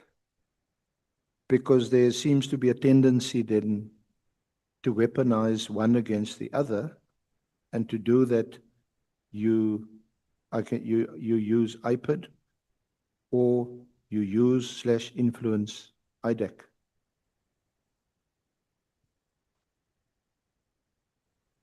Thanks, Honorable Chair. Well, I think you sum it up. That's the way currently it is. I mean, we've heard the evidence, and several, maybe the entire honorable committee were fairly about the use of IPID in the period when Mr. McBride was the head of IPID, and Mr. O'Sullivan played a prominent role in the work that they were doing. Although that was a few years ago, I'm not sure whether the situation has improved. So are there any suggestions that you might make, recommendations that you might make to us, to the Honorable Committee, of how their role could be strengthened? The one recommendation I can make, which I said earlier, Honorable Chair, is that you can, for now, you have the institution, you have SAPS as an organization, you have IPID, you have IDEC. But in all these institutions, you have members of SAPS right through. You're bound to have a problem. You are bound to have a problem, because if you left SAPS, maybe you hated me and you go to IPIT. When you get there, it might be that you find a way, or you get to IDEC, same thing will happen. So in reality, it's three different institutions, or it's three different institutions, but in actual fact, it's one institution. So then you're going to find that issue of crashes. So that's why I was saying that if maybe the IPIT can employ its own employees, train them, same with the IDEC, then it might maybe be a different picture if that's the case. Otherwise, as long as you have one organization. Yeah, there's no, are you saying there's no true independence? It's all one single organization. It's like this Adhoc committee, Yeah. and the police portfolio committee, and let's say defense or education. You're all members of parliament, not so? The National Assembly. It's a similar thing. I don't know whether you understand me. Because it seems to be from the evidence that some people or some officers, either they worked or they were members of SAP and they go and work for IPIT, or vice versa. Or in the case of IDEC, they used to be prosecutors, or they used to work in the National Prosecuting Service. Now they work for IDEC. But their names, their names have cropped up during the course of these hearings, and I'm not going to repeat them or bore them, but that seems to be a weakness. Yeah, no, I agree. That's exactly what I'm saying. Different institutions, but if you look at majority of the investigators, you will find that all of them are sub-detectives actually. So they might, and I don't say they are not impartial, they are not independent. And not all are from SAPS. Some are from other government institutions and or the private sector. But majority of your investigators, some of them are former members. Yeah. So it's bound to have that getting back to some at some point. Thank you very much, General. Thank you for your attendance, your cooperation with us. Thank you very much. Thank you, Honorable Chair, Honorable Members. Thanks, okay, Terence. Thanks.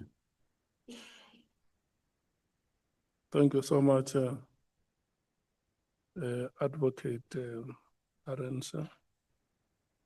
And thank you so much, honorable members. Honorable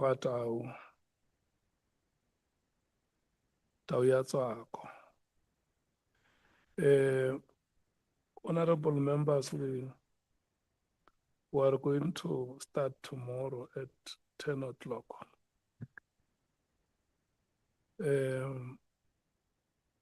Our witness tomorrow is General Mkhwanazi.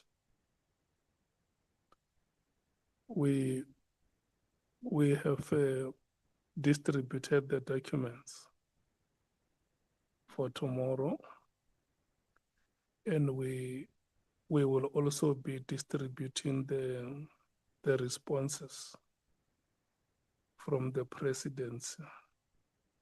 We received the responses in the afternoon, and when we were supposed to distribute them to you, the officials can requested to make improvements or to add additional information to the responses that they have given to us.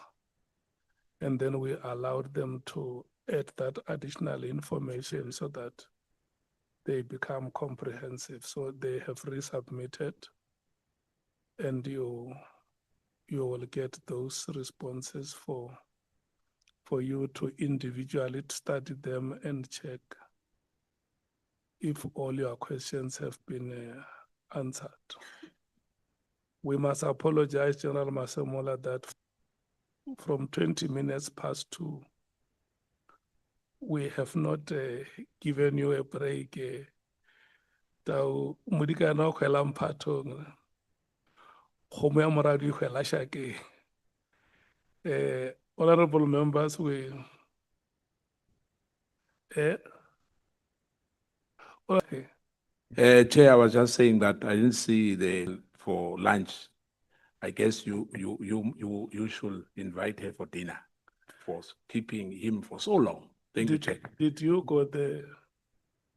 When you went there, why didn't you invite him? I've invited him already and his team. Thank you, Chair. Thank you so much. I know, honorable members, that it is unusual to come to the end of our proceedings at this time of the day. I can see that this is the time when the locomotive gathers more momentum, but unfortunately we have come to the end of. I'm going to request you to stand up and leave the chambers. 10 o'clock. It's here, Bonanen. Thank you so much.